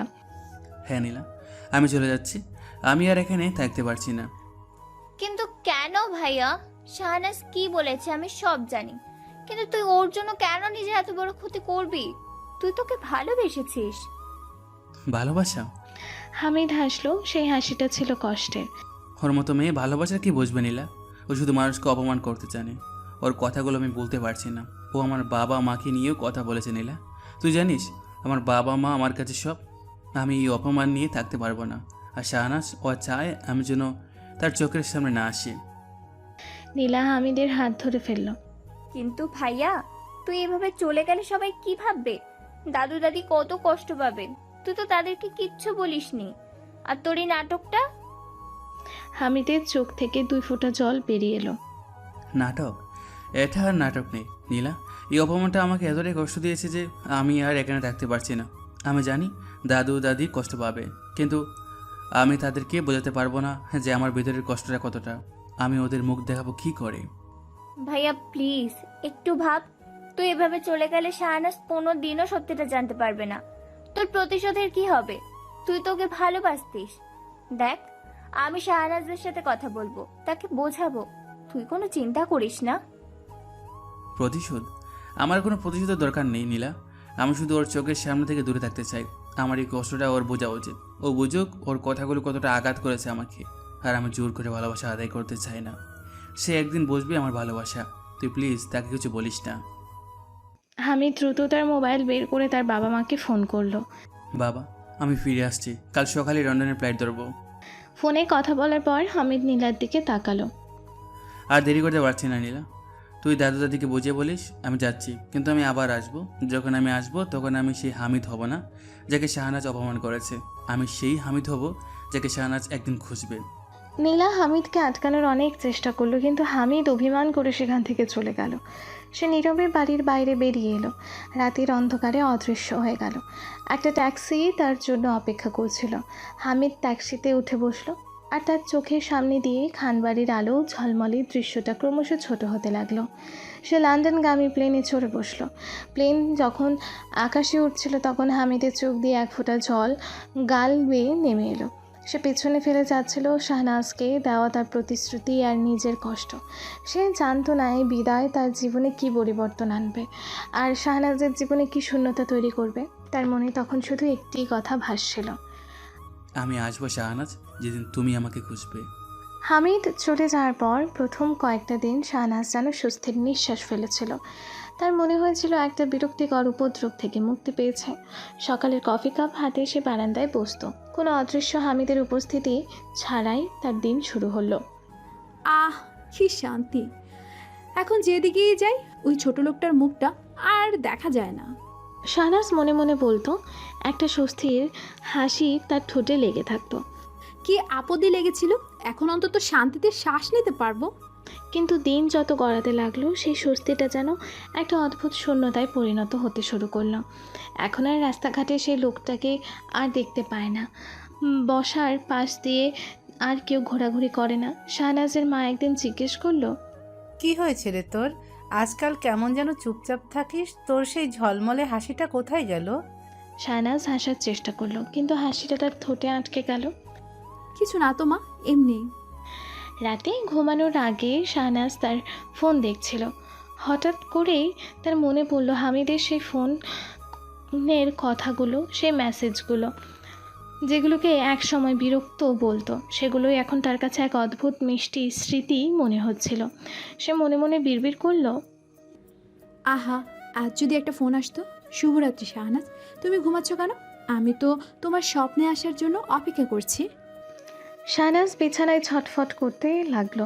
তার চোখের সামনে হামিদের সেই দুষ্টু হাসিটা বারবার ভেসে উঠছিল। সেই ছেলেটা যাকে সে এক হাতে চড় মেরেছিল, অন্য হাতে প্রপোজাল ফিরিয়ে দিয়েছিল, সেই ছেলেটার অনুপস্থিতিই তাকে এভাবে ভাবাচ্ছে কেন? শাহনাজ নিজের মনেই স্বগতোক্তি করলো, আমি কেন ওকে এত কথা বললাম? ও তো শুধু ভালোবাসতে চেয়েছিল, ও তো শুধু আমার ভালো চেয়েছিল, আর আমি ওকে কি না কি বলে অপমান করেছি। ও তো এত খারাপ ছিল না। সে উঠে জানালার পাশে গিয়ে দাঁড়ালো। বাইরে চাঁদের আলোয় সব কিছু কেমন যেন ফ্যাকাশে লাগছিল। তার মনে পড়ল হামিদের সে গোলাপ ফুলটা, যেটাকে সে ঘৃণা ভরে ছুঁড়ে ফেলে দিয়েছিল। তার মনে পড়ল হামিদের সে গভীর চোখের চাহনি, যেখানে কেবল ভালোবাসাই ছিল, কোনো ছলনা ছিল না। তার মনে পড়ে গেল দুজনের ঠোঁটের স্পর্শটা। তার চোখ দিয়ে জল গড়িয়ে পড়ল। শাহনাজ ফিস ফিস করে বলল, আহ হামিদ, আমি কতটা ভুলছিলাম। আমি তোমাকে চিনতে পারিনি। তোমার উপস্থিতি আমার জীবনে এক নতুন মাত্রা যোগ করেছিল, যা আমি আগে কখনো বুঝতে পারিনি। এখন আমার জীবনটা কেমন শূন্য শূন্য মনে হচ্ছে।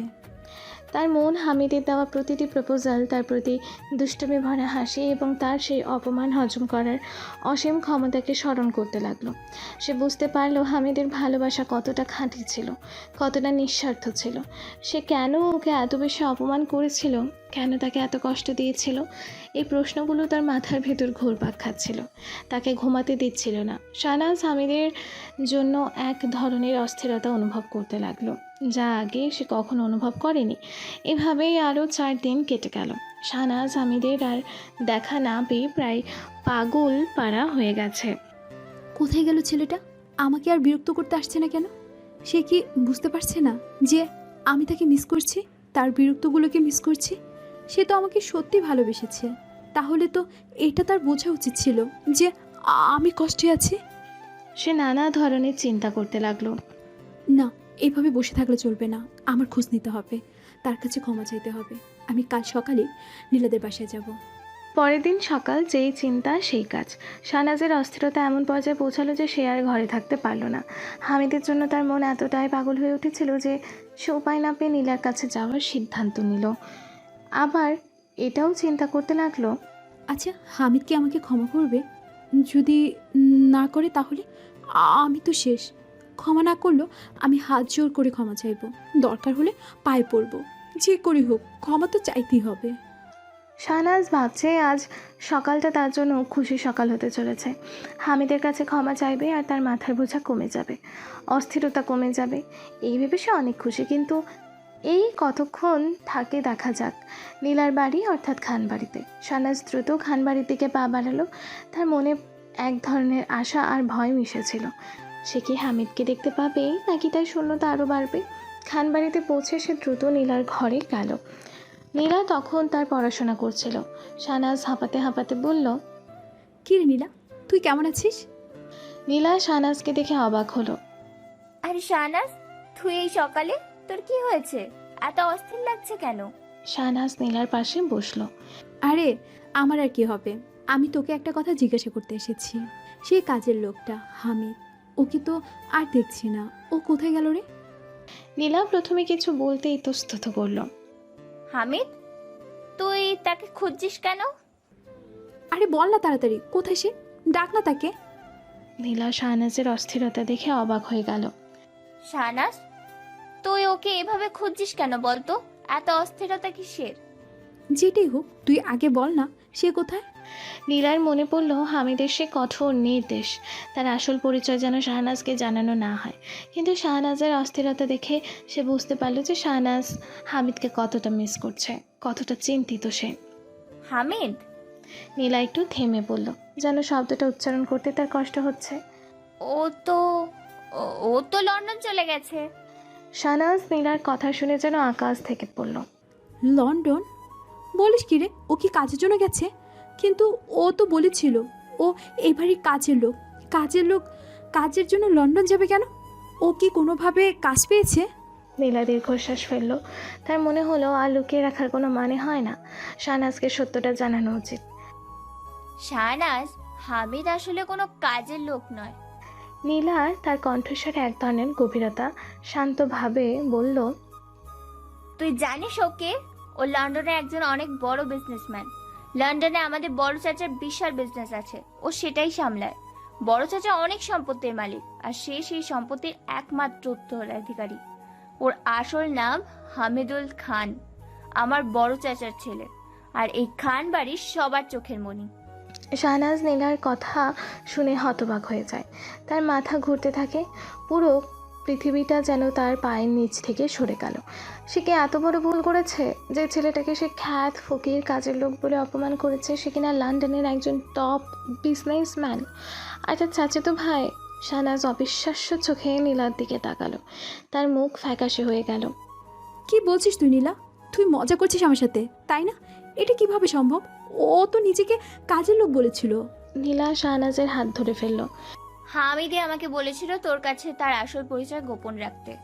ও তোর কাছে ওর ভালোবাসা প্রমাণ করতে চেয়েছিল শাহনাজ। ও চেয়েছিল তুই যেন ওকে ওর পরিচয়ের জন্য ভালোবাসিস না, ভালোবাসিস ওর জন্য, ওর ভালোবাসার জন্য। কিন্তু তুই কি করলি? যতবার তোর কাছে গিয়েছে ভালোবাসার দাবি নিয়ে, ততবারই তুই ওকে অপমান, অবহেলা আর অবজ্ঞা করেছিস। শাহনাজ নীলার কথাগুলো শুনছিল, আর তার চোখের সামনে যেন পুরনো সব দৃশ্য ভেসে উঠছিল। প্রথম দিনের অ্যাক্সিডেন্ট আর জ্বর, পরের দিন দুজনের ঠোঁট মিশে যাওয়া আর জ্বর, তারপর মেলায় হামিদের সেই প্রপোজাল, হ্যাঁ তার সেই কষ্ট ভরা চোখ, তার সেই প্রতিজ্ঞা। আমি তোমার চোখের সামনে থেকে চলে যাচ্ছি চিরকালের জন্য, আর কখনো তোমার চোখের সামনে আসবো না। প্রতিটা অপমান, প্রতিটা কটাক্ষ যেন এখন তার বুকে তীরের মতো বিঁধছিল। শাহনাজ বিড়বিড় করলো, তার চোখ দিয়ে জল গড়িয়ে পড়ল। ও মাই গড, আমি কি করেছি? আমি ওকে কি বলেছি? আমি ওর বাবা মাকে অপমান করেছি। ও তো আমাকে ঘৃণা করবে, ও কোনোদিন আমাকে ক্ষমা করবে না। নীলা শাহনাজকে সান্ত্বনা দেওয়ার চেষ্টা করলো। শান্ত হ শাহনাজ, তুই তো জানতি না। শাহনাজ কাঁদতেই শুরু করলো। জানি না মানে? আমি ওর ভালোবাসাকে পায়ে ঠেলেছি নীলা। আমি ওর সরলতাকে অবজ্ঞা করেছি। আমি ওকে কষ্ট দিয়েছি। ও আমাকে কতটা ভালোবাসতো, আর আমি ওকে কি বলেছি? ও আমাকে নিয়ে কি ভাবছে এখন? শাহনাজের পৃথিবীটা এক মুহূর্তে উলট পালট হয়ে গেল। যে ছেলেটাকে সে তুচ্ছ মনে করত, সে আসলে তার কল্পনার চেয়েও অনেক বড় মাপের একজন মানুষ, আর সে তাকে হারানোর জন্য নিজেই দায়ী। এই অনুপস্থিতির শূন্যতা এখন তার কাছে এক অসহনীয় বোঝার মতো মনে হচ্ছিল। দিনের পর দিন পেরিয়ে যাচ্ছিল, শাহনাজের চারপাশের শূন্যতা যেন তাকে গ্রাস করছে। সে বুঝতে পেরেছে তার সব ভুল, তার অহংকার, তার অবহেলা, তার ঘৃণা সবটাই তাকে আজ এক গভীর খাদে নিক্ষেপ করছে। হামিদের অনুপস্থিতি প্রতিটি মুহূর্তে তাকে দগ্ধ করছে। এই কয়েকটা দিনে সে যেন নিজের ছায়া হয়ে গেছে, খাওয়া দাওয়া ছেড়েছে, ঘুম নেই চোখে, শুধু হামিদের স্মৃতিগুলো তাকে তাড়িয়ে বেড়াচ্ছে। হামিদের সেই শান্ত চোখ, তার নীরব ভালোবাসা, তার অবিচল ধৈর্য, সব যেন আজ শাহনাজের চোখের সামনে ভেসে উঠছে। একদিন আর থাকতে না পেরে শাহনাজ পাগলের মতো আবারও হামিদের দাদু দাদির কাছে ছুটে যায়। তার চোখ থেকে অঝরে জল পড়ছে, যা তার গালের ওপর দিয়ে গড়িয়ে ভিজে যাচ্ছে তার পোশাক।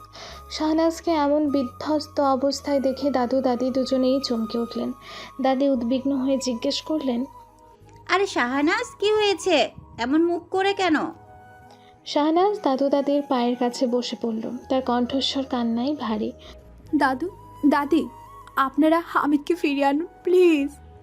দাদু তার চশমাটা নাকের ডগা থেকে নামিয়ে শাহনাজের দিকে তাকালেন। হামিদ? হঠাৎ হামিদের কথা? কি হয়েছে শাহনাজ? সব খুলে বল। আমি ওকে ছাড়া বাঁচতে পারবো না দাদু। শাহনাজ কান্নায় ভেঙে পড়ল। তার মাথা দাদুর হাঁটুর ওপর রেখে ফোঁপাচ্ছিল। আমি খুব বড় ভুল করেছি দাদু। আমি ওকে কি না কি বলেছি। আমি ওকে কাছের লোক বলেছি, আমি ওকে ফকির বলেছি, আমি ওর বাবা মাকে অপমান করেছি। ও যাওয়ার পর থেকে আমি একটা রাতও ঠিক মতো কাটাতে পারিনি। দাদির চোখ ছলছল করে উঠল।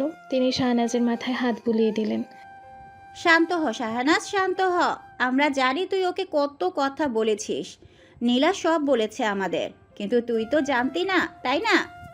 শাহনাজের চোখে তখন সমুদ্রের গভীরতা। মাথা তুলে কাঁপা কাঁপা গলায় বলল, না দাদি, আমি অজুহাত দিতে চাই না।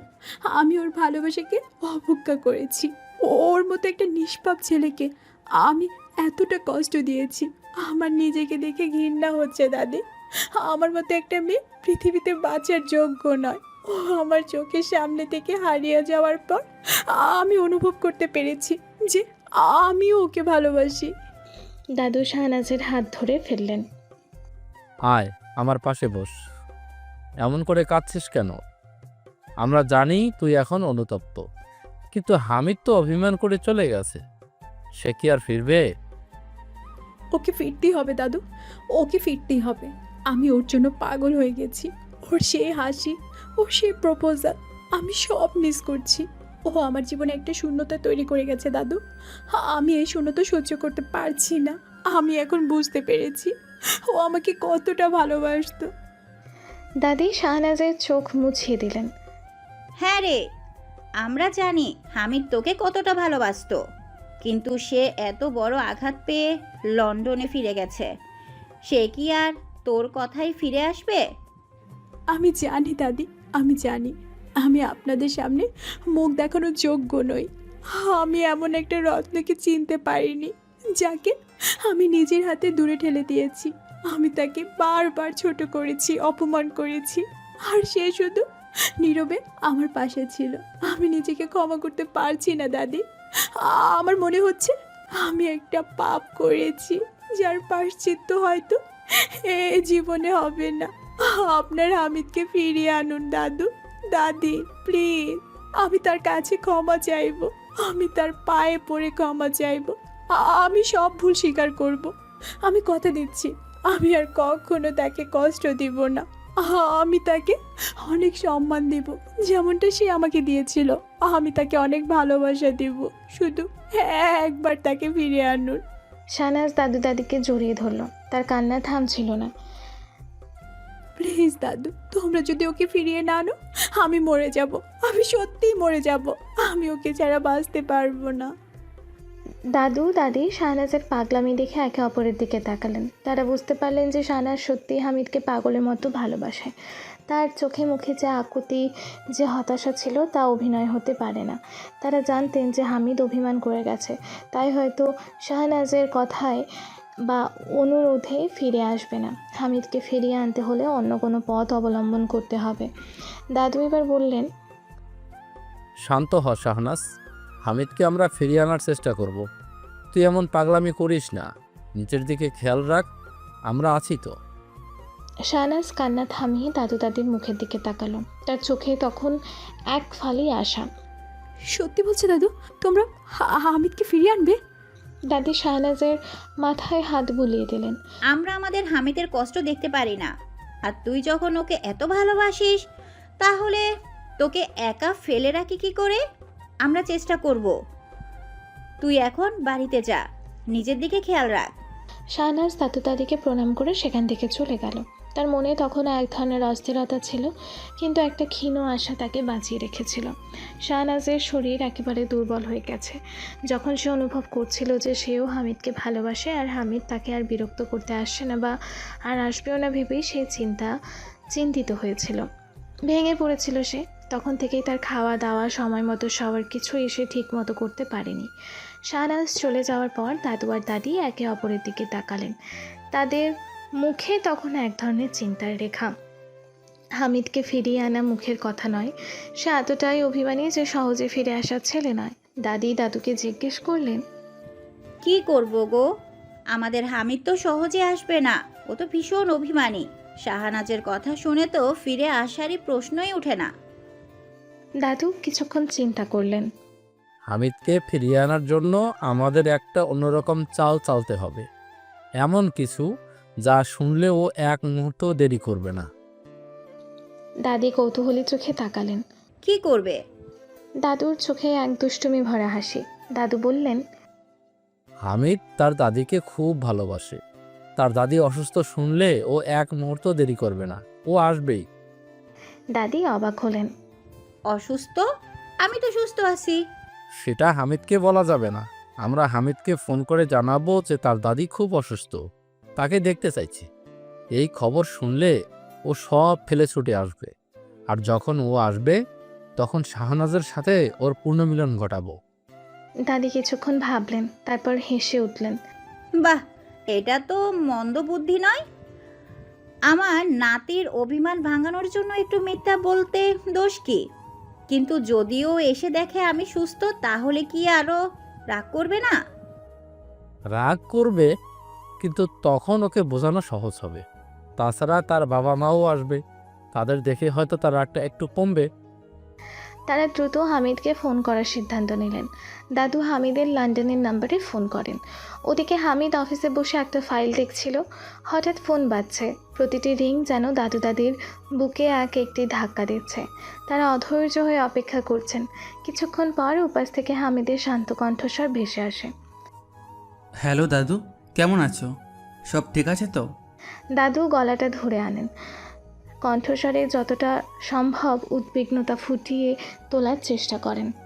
হামিদ, দাদা ভাই, তোর দাদি সে খুব খুব অসুস্থ দাদা। হামিদের কণ্ঠস্বরে তৎক্ষণাৎ উদ্বেগ ফুটে ওঠে। দাদি? কি হয়েছে দাদু? হঠাৎ কি হলো? তিনি তো ভালোই ছিলেন। কি সমস্যা হয়েছে? ডাক্তারের কাছে নিয়ে গেছো কি? কি বলছে ডাক্তার?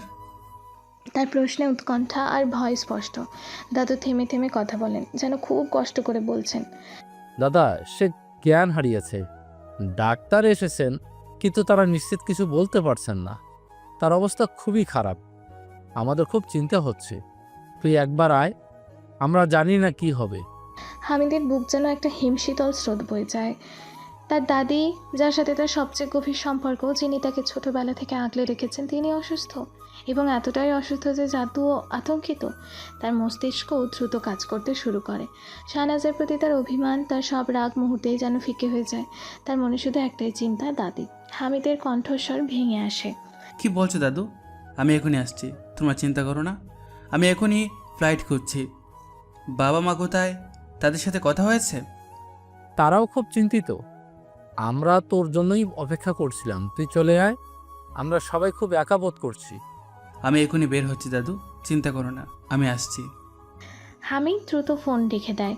হামিদ অফিস থেকে দ্রুত বাসায় তার বাবা মায়ের কাছে যায়। তার মুখ ফ্যাকাশে, চোখে আতঙ্কের ছাপ। বাবা মা, দাদি খুব অসুস্থ। দাদু ফোন করেছিলেন, তিনি জ্ঞান হারিয়েছেন, অবস্থা খুব খারাপ। হামিদের বাবা মাও চমকে ওঠেন। তাদের মুখে উদ্বেগের ছায়া নেমে আসে। কি বলছিস হামিদ?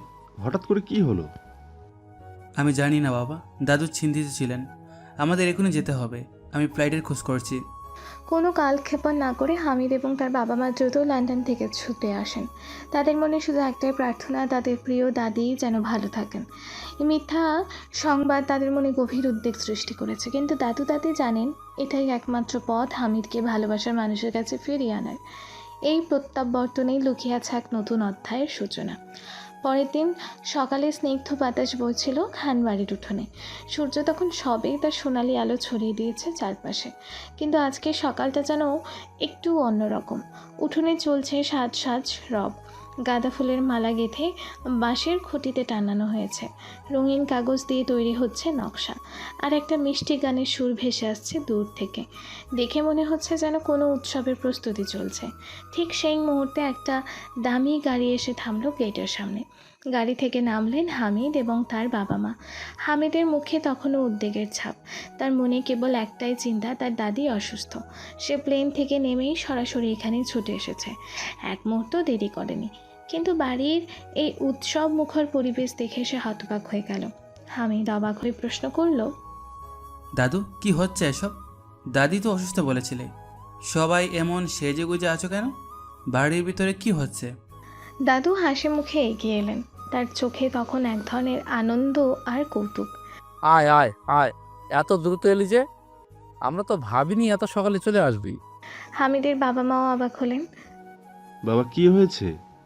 মা কেমন আছে? আপনারা তো বললেন মা খুব অসুস্থ। দাদু হাসলেন। সেই হাসিটা ছিল এক রহস্যময় হাসি। তিনি হামিদকে কাছে টেনে নিলেন। অসুস্থ? হ্যাঁ, অসুস্থই তো। তো দাদি তোকে না দেখে অসুস্থ হয়ে পড়েছিল, আর তুইও তো অভিমান করে চলে গিয়েছিলি। তাই তোকে ফিরিয়ে আনার জন্য এইটুকু কৌশল না করলে চলে? হামিদ দাদুর কথা শুনে স্তব্ধ হয়ে গেল। তার মুখে সব উদ্বেগ এক মুহূর্তে রাগ আর অভিমানের ছায়ে ঢাকা পড়ল। সে বুঝতে পারল তাকে ফাঁকি দেওয়া হয়েছে। তার চোখে তখন দাদুর প্রতি এক ধরনের অভিমান আর নিজের প্রতিও এক ধরনের হতাশা। হামিদের কণ্ঠস্বরে ছিল স্পষ্ট অভিমান। এটা কি করে দাদু? তোমরা আমাকে মিথ্যা বললে? আমার মন কতটা খারাপ ছিল তোমরা জানো? আমি দাদির অসুস্থতার কথা শুনে কত চিন্তা করছি, আর তোমরা কি না আমার সাথে এমন নাটক করলে? আর কেনই বা করলে এমন? দাদি হামিদের পাশে এসে দাঁড়ালেন। তার চোখে মমতা। কি করব বল? তুই তো অভিমান করে চলে গেছিলি। শাহানাজ তোকে ছাড়া বাঁচতে পারছে না। ও তোকে কতটা ভালোবাসে যদি দেখতিস। এই কথা বলার সঙ্গে সঙ্গে শাহনাজ বাড়ির ভেতর থেকে বেরিয়ে এলো। তার পরনে ছিল একটি সাদামাটা শাড়ি, চোখ ফোলা। সে ধীরে ধীরে হামিদের দিকে এগিয়ে এলো। তার চোখে ছিল অনুশোচনা আর গভীর ভালোবাসা। তার কণ্ঠস্বর কান্নায় ভেজা। তার চোখ থেকে জল গড়িয়ে পড়ছিল। শাহনাজ ফিসফিস করে বলল, হামিদ, আমাকে ক্ষমা করে দাও। আমি বুঝতে পারিনি আমি কতটা ভুল করেছি, সেটা এখন বুঝতে পারছি। আমি তোমাকে কতটা কষ্ট দিয়েছি সেটা এখন উপলব্ধি করতে পারছি। হামিদ শাহনাজের দিকে তাকালো।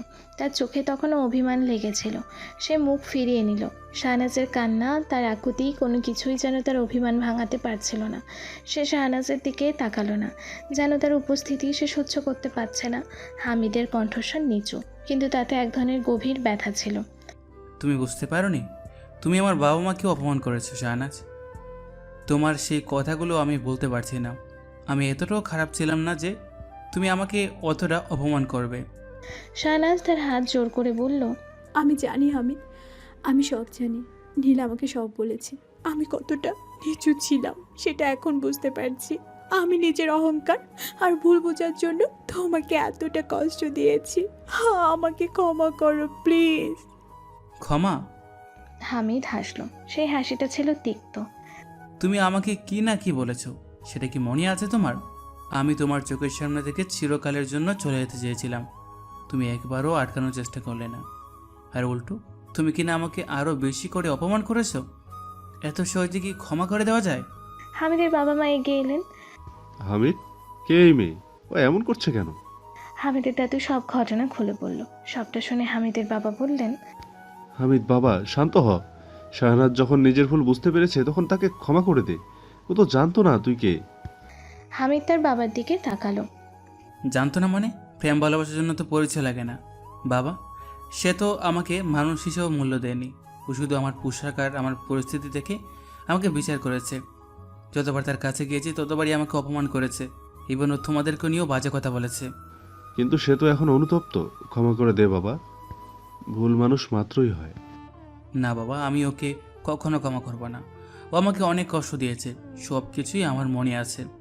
বলেই হামিদ সেখান থেকে রেগে চলে গেল। শাহনাজ মাথা নিচু করে কাঁদতে লাগলো। হামিদের কথাগুলো তার বুকে বিঁধছিল। সে বুঝতে পারছিল সে কতটা জঘন্য ভুল করেছে। হামিদ সেখান থেকে নিজের রুমে চলে গেল। শাহনাজ ভাবলো সে হয়তো হামিদকে হারিয়ে ফেলেছে। মনে মনে বলল, না, আমি চেষ্টা করব। এত সহজে হার মানব না। তার মন জয় করিয়ে ছাড়বো। তার কাছে আরও ক্ষমা চাইব, প্রয়োজনে পায়েও পড়ব। আমি জানি সে আমাকে ভালোবাসে। আমার প্রতি তার ভালোবাসা আখের মতোই আছে, শুধু অভিমান করে আছে। আর সেই অভিমান আমি ভাঙাবো, যে করি হোক। রাতে সে দাদুর কাছে গেল। দাদু, কি করব এখন? সে কি আরও বেশি রাগ করেছে? রাগ তো হবেই, তবে সেই রাগ তোকেই ভাঙতে হবে। ছেলেটা খুব অভিমানী। তুই চেষ্টা করে যা, একদিন দেখবি তার অভিমান ভেঙে গেছে। যেভাবেই পারিস চেষ্টা কর। শাহনাজ যেন এক নতুন মানুষে রূপান্তরিত হয়েছে। তার সেই পুরনো অহংকার, সেই তীব্র মেজাজ যেন উধাও হয়ে গিয়েছে। এখন তার প্রতিটি নিঃশ্বাসে ছিল হামিদের প্রতি অনুশোচনা আর ক্ষমা চাওয়ার এক গভীর আকুতি। দিনের পর দিন সে হামিদের কাছে ক্ষমা চাইতে থাকতো, কিন্তু হামিদ তাকে চরমভাবে এড়িয়ে যেত। প্রথম দিন সকালে হামিদ উঠানে বসে তার বন্ধুদের সাথে গল্প করছিল। শাহনাজ এক থালা ফল নিয়ে তার দিকে এগিয়ে এলো। শাহনাজ নরম স্বরে বলল, তার চোখে তখন এক ধরনের অসহায়ত্ব। হামিদ, একটু ফল খাবে? আমি নিজের হাতে কেটে এনেছি। হামিদ শাহনাজের দিকে তাকালো। তার মুখে কোনো অভিব্যক্তি ছিল না। সে তার বন্ধু রাজুর দিকে ফিরে বলল, রাজু, তোর ক্ষুধা পেলে খেয়ে নে, আমার এখন ক্ষুধা নেই। রাজু ইতস্তত করে বলল, আহ হামিদ, শাহনাজ যখন এনেছে একটু খেয়েই দেখ না। হামিদ চোখ সরু করে রাজুর দিকে তাকালো। আমার পছন্দের জিনিস না হলে আমি খাই না, আর তুই জানিস আমার পছন্দ কি। এই কথা বলে সে শাহনাজের দিকে একবারও না তাকিয়ে বন্ধুদের সাথে আবারও গল্পে মেতে উঠল। শাহনাজের চোখ ছলছল করে উঠল। সে থালাটা নিয়ে সরে গেল। পরদিন হামিদ বারান্দায় বসে বই পড়ছিল। শাহনাজ তার ফোন হাতে তার কাছে গিয়ে বলল, হামিদ, তোমার ফোনটা বারবার বাজছে, কে যেন ফোন করছে। হামিদ ফোনের দিকে তাকালো, কিন্তু ফোনটা ধরল না। বাজুক, আমার এখন কথা বলার ইচ্ছা নেই। কিন্তু জরুরিও তো হতে পারে, লন্ডন থেকে কেউ ফোন করেছি মনে হয়। হামিদ শাহনাজের দিকে একবারও না তাকিয়ে বলল, লন্ডন থেকে কে ফোন করেছে না করেছে সেটা আমার ব্যাপার, তোমার এই বিষয়ে চিন্তা করার কোনো দরকার নেই। শাহনাজ আহত হলো। সে হামিদের পাশে বসার চেষ্টা করলো। শাহনাজ নিচু স্বরে বলল, তার চোখে জল। হামিদ, আমি জানি তুমি আমার উপর অনেক রেগে আছো। আমি খুব ভুল করেছি। আমি তোমাকে আঘাত করতে চাইনি। আমি সত্যিই দুঃখিত। তুমি আমাকে ক্ষমা করে দাও প্লিজ। হামিদ শাহনাজের দিকে তাকালো। তার চোখে কোনো সহানুভূতি ছিল না। দুঃখিত? তুমি এখন দুঃখিত? যখন তুমি আমার বাবা মাকে নিয়ে কথা বলছিলে, যখন তুমি আমাকে পতির ফকির বলেছিলে, তখন তোমার একবারও মনে হয়নি যে তুমি ভুল করেছো? আমি ভুল ছিলাম হামিদ, আমি সত্যিই বলছি। আমি তোমাকে চিনতে পারিনি, আমি বুঝতে পারিনি তুমি কে। আমি শুধু আমার অহংকার আর রাগের বশে তোমাকে কথাগুলো বলেছিলাম। আমি জানি তুমি আমাকে কোনো দিন ক্ষমা করবে না। হামিদ একটা দীর্ঘশ্বাস ফেলল। তুমি যা করেছো সেটা এত সহজে ভুলার মতো নয়। তুমি আমাকে এতটা আঘাত করেছো যা আমার জীবনের সবচেয়ে বড় আঘাত। ক্ষমা তো দূরের কথা, তোমার মুখ দেখতেও আমার ঘেন্না লাগছে। হামিদের এই কথাগুলো শাহনাজের বুকে তীরের মতো বিঁধল। সে কেঁদে ফেলল। আমাকে ঘৃণা করো না হামিদ, আমি তোমাকে ভালোবাসি। আমি সত্যি তোমাকে ভালোবাসি। হামিদ মুখ ফিরিয়ে নিল। তোমার ভালোবাসা আমার দরকার নেই শাহনাজ। তুমি যখন আমার সম্মান কেড়ে নিয়েছিলে তখন তোমার ভালোবাসা কোথায় ছিল? শাহনাজ সেখানেই বসে কাঁদতে লাগলো। হামিদ সেখান থেকে উঠে চলে গেল, তাকে একা ফেলে রেখে। দিনের পর দিন শাহনাজ হামিদের মন জয় করার চেষ্টা করে যাচ্ছিল। সে প্রতিদিন হামিদের জন্য তার পছন্দের খাবার রান্না করে আনতো, ফুল নিয়ে যেত, এমনকি তার পছন্দের গান গেয়ে শোনানোর চেষ্টা করত, যে গানটা হামিদ সেদিন তার সামনে গিয়েছিল। কিন্তু হামিদ সব উপেক্ষা করত। তার উদ্দেশ্য ছিল একটাই, শাহনাজকে তার ভুল বোঝানো, তাকে সেই কষ্টের অনুভব করানো যা হামিদ অনুভব করেছিল। এক দুপুরে হামিদ তার চাচাতো ভাই এবং বন্ধুদের সাথে আড্ডা দিচ্ছিল। শাহনাজ এক বাটি পায়েস নিয়ে তাদের কাছে এলো, তার চোখে এক ধরনের আশা। শাহনাজ বলল, হামিদ, আমি তোমার জন্য এই পায়েসটা বানিয়েছি, তোমার প্রিয়। হামিদ তার বন্ধু রাকিবের দিকে তাকিয়ে বলল, রকি, তুই পায়েস খেতে ভালোবাসিস না? নে খেয়ে দেখ, আমি জানি তুই মিষ্টি খেতে খুব ভালোবাসিস। রকি ইতস্তত করল, আহ আবিদ, শাহনাজ যখন তোর জন্য বানিয়েছে তুই একটু খেয়ে দেখ না। আমি এখন ডায়েটে আছি, আর তাছাড়া আমার মিষ্টি পছন্দ নয় রকি। শাহনাজের মুখটা ফ্যাকাশে হয়ে গেল। সে জানতো হামিদ মিষ্টি কতটা ভালোবাসে। নীলার কাছ থেকে সব জেনে সে বুঝতে পারলো হামিদ তাকে উপেক্ষা করার জন্য মিথ্যা কথা বলছে।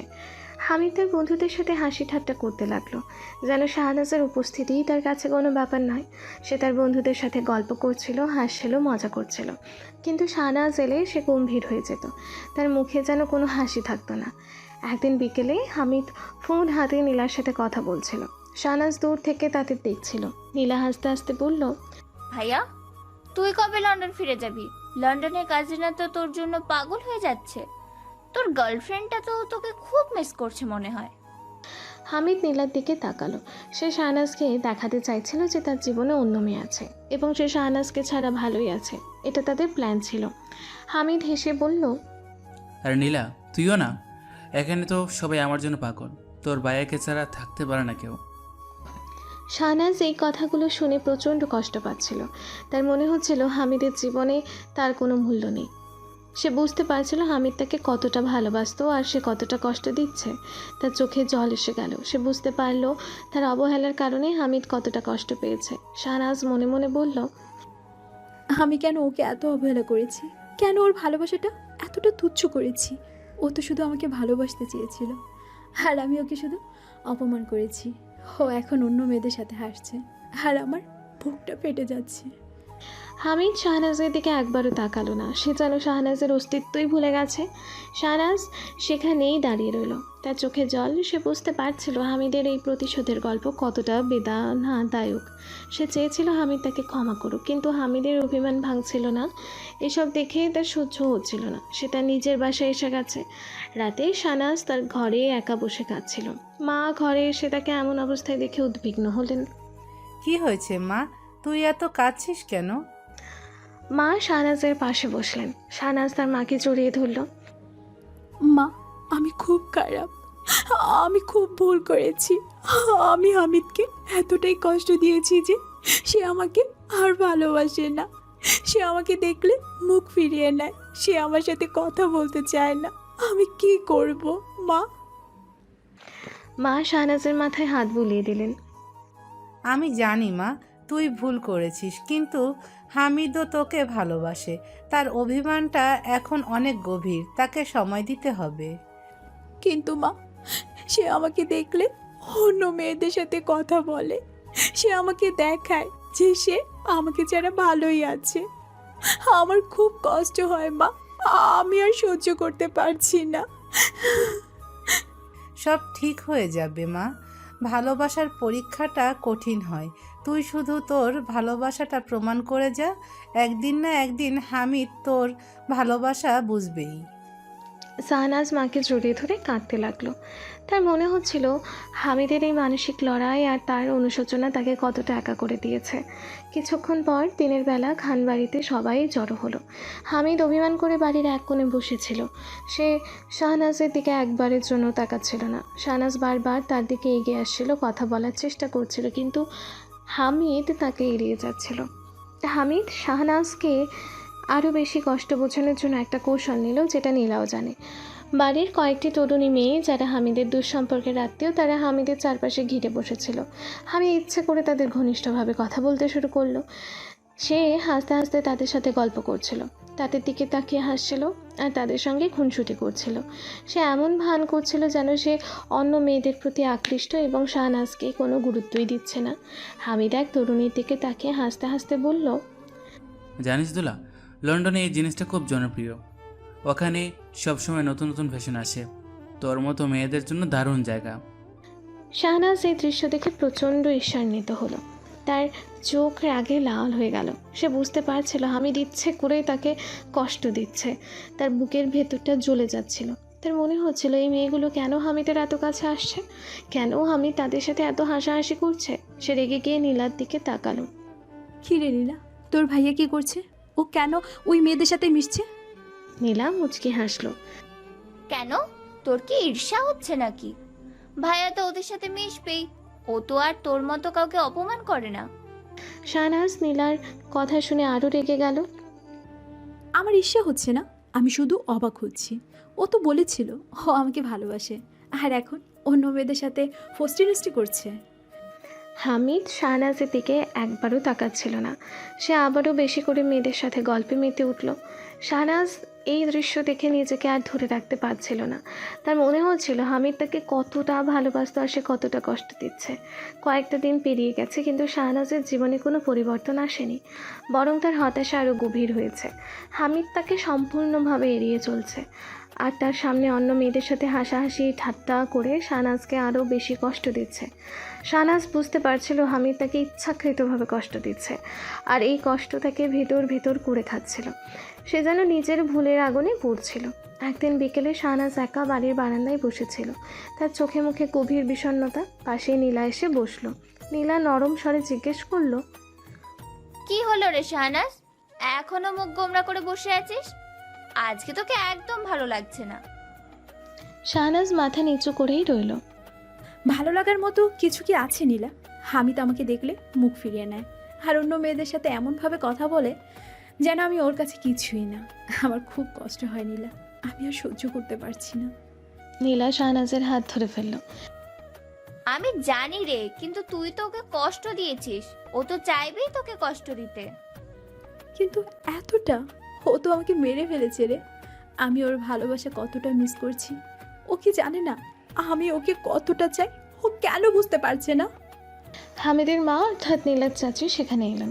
তিনি শাহনাজকে দেখে দুঃখ পেলেন। তিনি শাহনাজের পাশে বসলেন। চাচি শাহনাজের মাথায় হাত বুলিয়ে দিলেন। কেঁদো না মা, হামিদ বড্ড অভিমানী ছেলে, কিন্তু ওর রাগটা যত বেশি ওর ভালোবাসাটাও তত বেশি। কিন্তু ও আমাকে ভালোবাসে না আন্টি। শাহনাজ কেঁদে উঠল। ও আমাকে ঘেন্না করে, ও আমাকে ক্ষমা করতে চাইছে না। আমি কি করব আন্টি? ওকে ছাড়া আমি কি করে বাঁচবো? চাচি নীলার দিকে তাকালেন। নীলা, তুই তোর ভাইকে ডাক, আমরা সবাই মিলে হামিদকে বোঝাবো। অনেক হয়েছে, আর না। নীলা দ্রুত দাদুকে ডাকার জন্য চলে গেল।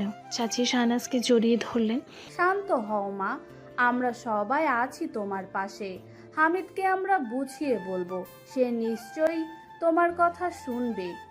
তুমি তো আমাদের বাড়ির লক্ষ্মী বৌমা হবে। কিছুক্ষণের মধ্যেই দাদু বৈঠকখানায় এলেন। তার মুখে ছিল এক ধরনের দৃঢ়তা। তার পেছনে ছিল নীলা এবং পরিবারের অন্য সদস্যরা। হামিদ তখনও তার ঘরে একা বসেছিল। সে জানতো না কি হতে চলেছে। দাদু নীলাকে ইশারা করলেন হামিদকে ডেকে আনার জন্য। নীলা হামিদের ঘরে গেল। ভাইয়া, দাদু রাখছেন, খুব জরুরি কথা আছে। হামিদ ল্যাপটপ বন্ধ করে বিরক্ত মুখে উঠে দাঁড়ালো। আবার কি হয়েছে? নিশ্চয়ই সেই শাহনাজের জন্য। না ভাইয়া, দাদু সত্যিই কিছু জরুরি কথা বলবেন। হামিদ বৈঠকখানায় প্রবেশ করলো। সে দেখলো সবাই সেখানে বসে আছে, আর শাহনাজ চোখ নিচু করে এক কোণে বসে কাঁদছে। হামিদ শাহনাজের দিকে একবারও না তাকিয়ে দাদুর সামনে গিয়ে দাঁড়ালো। হামিদের কণ্ঠে বিরক্তি স্পষ্ট। কি হয়েছে দাদু? আমাকে ডেকেছে কেন? দাদু হামিদের দিকে গভীর দৃষ্টিতে তাকালেন। বস হামিদ, কিছু কথা আছে যা তোর শোনা দরকার। হামিদ বসলো। দাদু শাহনাজের দিকে তাকালেন। দাদু শান্ত কিন্তু দৃঢ় কণ্ঠে বললেন, হামিদ, তুই জানিস শাহনাজ গত কয়েকটা দিন ধরে কতটা কষ্ট পেয়েছে? ও তোকে ছাড়া এক মুহূর্ত থাকতে পারছে না। ও তোর জন্য পাগল হয়ে গেছে। হামিদ হাসলো। সেই হাসিটা ছিল তিক্ত। পাগল? যখন আমি ওর জন্য পাগল ছিলাম তখন সে আমাকে কি না কি বলে অপমান করেছে। সে আমার পরিবারকেও ছাড়েনি। আর পাগলামি আমি আর দেখতে চাই না দাদু। শাহনাজ মুখ তুলে তাকালো। হামিদ প্লিজ, আমি জানি আমি ভুল করেছি। আমি সত্যি অনুতপ্ত। আমি তোমাকে ভালোবাসি হামিদ। আমি তোমাকে ছাড়া বাঁচতে পারবো না। হামিদ শাহনাজের দিকে তাকিয়ে মুখ ফুরিয়ে নিল। তোমার ভালোবাসা আমার দরকার নেই শাহনাজ। তোমার মতো মেয়ে ভালোবাসার কি বোঝে? হামিদের মা এগিয়ে এলেন। হামিদ বাবা, অনেক হয়েছে, আর না। তুই আর ওকে কষ্ট দিস না, ওর কষ্টটা আমরা সইতে পারছি না। হামিদ তার মায়ের দিকে তাকালো। মা, তোমরা তো জানো না ও আমাকে কতটা আঘাত করেছে। আমি কি করে ভুলে যাই সেদিনের কথাগুলো, যখন সে আমাকে পথের ফকির বলেছিল। দাদু চেয়ার ছেড়ে উঠে হামিদের সামনে এসে দাঁড়ালেন। তার চোখে ছিল এক ধরনের কঠোরতা।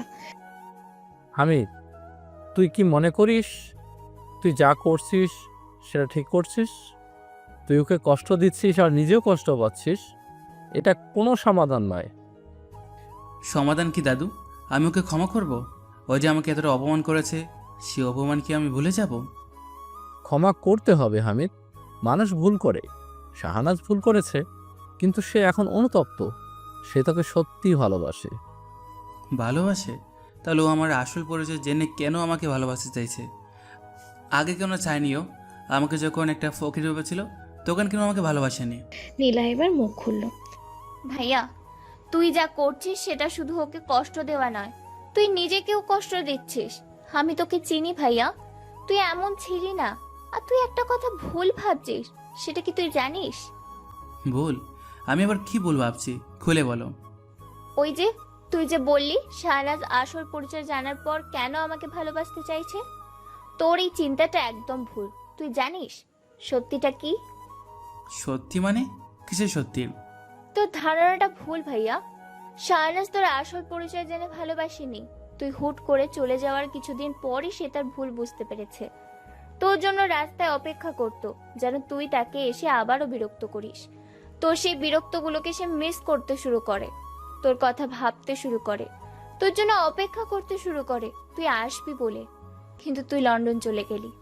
শেষে অপেক্ষা করতে করতে উপায় না পেয়ে পাগল পাড়া হয়ে সোজা আমাদের বাড়িতে আসে। এসে তোর কথা জিজ্ঞেস করলো আমায়। তখন আমি তোর ব্যাপারে কিছুই বলিনি। যখন শাহনাজের কথা বলার ধরন, তার চোখের ভাষা আর তোর প্রতি তার সত্যিকারের ভালোবাসা দেখলাম, তখন আমি সব বলেছিলাম। এটা থেকে বোঝা যায় যে সে তোর আসল পরিচয়কে নয়, তোকে ভালোবাসে। তারপর শাহনাজের পাগলামো আরো বাড়তে থাকে। কিছুদিন পর দাদু দাদির কাছে আসে। তেনারাও শাহনাজের চোখে ভালোবাসা দেখতে পেয়েছিলেন। আর তারপর ওই নাটক করে তোকে ফিরিয়ে আনা হয়েছে। এখনো কি তুই বলবি যে সে তোর আসল পরিচয়ের জন্য তোর প্রতি ভালোবাসা দেখাচ্ছে? এসব শুনে হামিদ অবাক হয়ে যায়। হামিদ বলে, তাহলে এসব কথা তুই আমাকে আগে বলিসনি কেন? কারণ আমিও চেয়েছিলাম যে শাহনাজও বুঝতে পারে কাউকে কষ্ট দিলে কেমন লাগে। আর তুই যা শুরু করলি, তারপর আর চুপ থাকতে পারলাম না। দাদু হামিদের কাঁধে হাত রাখলেন। আমি, তুই ওকে আর কষ্ট দিস না। আমি জানি তুই ওকে ভালোবাসিস। তোর এর একটা শুধু অভিমানের জন্য। এই অভিমানটা ভাঙতে হবে। হামিদ চুপ করে রইল। তার চোখে তখনও এক ধরনের অস্থিরতা। দাদু আবারও বললেন, আমি জানি শাহনাজ সত্যি অনুতপ্ত। ও তোকে কতটা ভালোবাসে সেটা ওর চোখের দিকে তাকালেই বোঝা যায়। তুই ওকে একটা সুযোগ দে, ওকে আর কষ্ট দিস না। হামিদ শাহনাজের দিকে তাকালো। শাহনাজ তার দিকে তাকিয়েছিল। তার চোখে তখনও জল, তার মুখে ছিল এক গভীর আকুতি। হামিদের মনে হলো শাহনাজের এই কষ্টটা সে আর সহ্য করতে পারছে না। তার ভেতরের অভিমানটা যেন ধীরে ধীরে গলতে শুরু করলো। দাদু হামিদের কাঁধে হাত রেখে আবারও বললেন, হামিদ, তুই এই খানবাড়ির একমাত্র ছেলে যে লন্ডনে এত বড় ব্যবসা সামলায়। তোর বুদ্ধি আছে, তোর মন আছে। তুই কি এই সামান্য অভিমানের জন্য তোর ভালোবাসাকে দূরে ঠেলে দিবি? হামিদ দীর্ঘশ্বাস ফেলল। সে জানে দাদু যা বলছেন তা সত্যি। শাহনাজের কষ্টটা সে আর সহ্য করতে পারছে না। তার চোখে তখন অভিমান ছিল, কিন্তু তার ভেতরে ভালোবাসার একটা মৃদু আলো জ্বলে উঠল। সে বুঝলো দাদু তাকে ঠিক পথ দেখাচ্ছেন। অবশেষে দাদু সবার সামনে এসে দাঁড়ালেন। তার মুখে ছিল গম্ভীর। তিনি সবাইকে থামতে ইশারা করলেন। দাদু গম্ভীর কণ্ঠে বললেন, আমি জানি এখানে কি হচ্ছে। হামিদ, তুই এখানে আয়। আর শাহনাজ, তুইও আয়। হামিদ আর শাহনাজ দুজনেই দাদুর সামনে এসে দাঁড়ালো। দাদু তাদের দিকে তাকালেন। আমি আর কোনো নাটক দেখতে চাই না। আমি জানি তোরা দুজনেই একে অপরকে ভালোবাসিস। শাহনাজ, তুই ভুল করেছিস। আর হামিদ, তুই ওকে শাস্তি দিচ্ছিস। কিন্তু এই শাস্তি আর কতদিন চলবে? আমি আমার নাতের কষ্ট দেখতে পারি না, আর তোর কান্নাও সইতে পারি না শাহনাজ। হামিদ মুখ নিচু করে রইল। শাহনাজ তার দিকে তাকালো। তার চোখে তখনও জল। দাদু দৃঢ় কণ্ঠে ঘোষণা করলেন, তার কথায় কোনো দ্বিধা ছিল না। হামিদ, শাহনাজকে বিয়ে করতে হবে। আমি এটাই চাই। তোরা এই দুজনেই দুজনকে ভালোবাসিস, কিন্তু অভিমানের কারণে দূরে সরে আছিস। আমি চাই না আমার নাতি আর তার ভালোবাসার মানুষ দূরে থাকুক। এইবারের বড় হিসেবে আমি নির্দেশ দিচ্ছি, তোদের বিয়ে হবে। হামিদ মাথা তুলে তাকালো। তার চোখে তখনও একটু অভিমান ছিল, কিন্তু দাদুর কথার ভারে সে চুপ করে গেল। শাহনাজ আনন্দে হতবাক হয়ে গেল। দাদু তুমি কি বলছো? আমি তো ওকে... আমি যা বলছি সেটাই হবে, আর কোনো কথা নয়।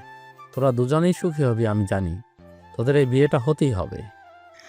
অনেক কিছুর পর পরিবারের সবার অনুরোধ এবং দাদুর নির্দেশ আর শাহনাজের চোখের জল দেখে হামিদের অভিমান ভাঙল। সে শাহনাজকে বিয়ে করতে রাজি হলো। তার মনে হলো শাহনাজকে আর কষ্ট দিয়ে লাভ নেই, যতটুকু দিয়েছে যথেষ্ট। কারণ তার নিজের কষ্টও আর সহ্য হচ্ছিল না। শাহনাজের চোখে তখন আনন্দশ্রু। এক শুভ শুক্রবারের এক দুপুরে তাদের বিয়ে সম্পন্ন হলো। খানবাড়ির উঠোনকে দারুণভাবে সাজানো হলো। ফুলের গন্ধে মম করছিল পুরো এলাকা। শাহনাজের বাবা মা উপস্থিত ছিলেন। তাদের মুখে ছিল এক ধরনের স্বস্তি আর আনন্দ।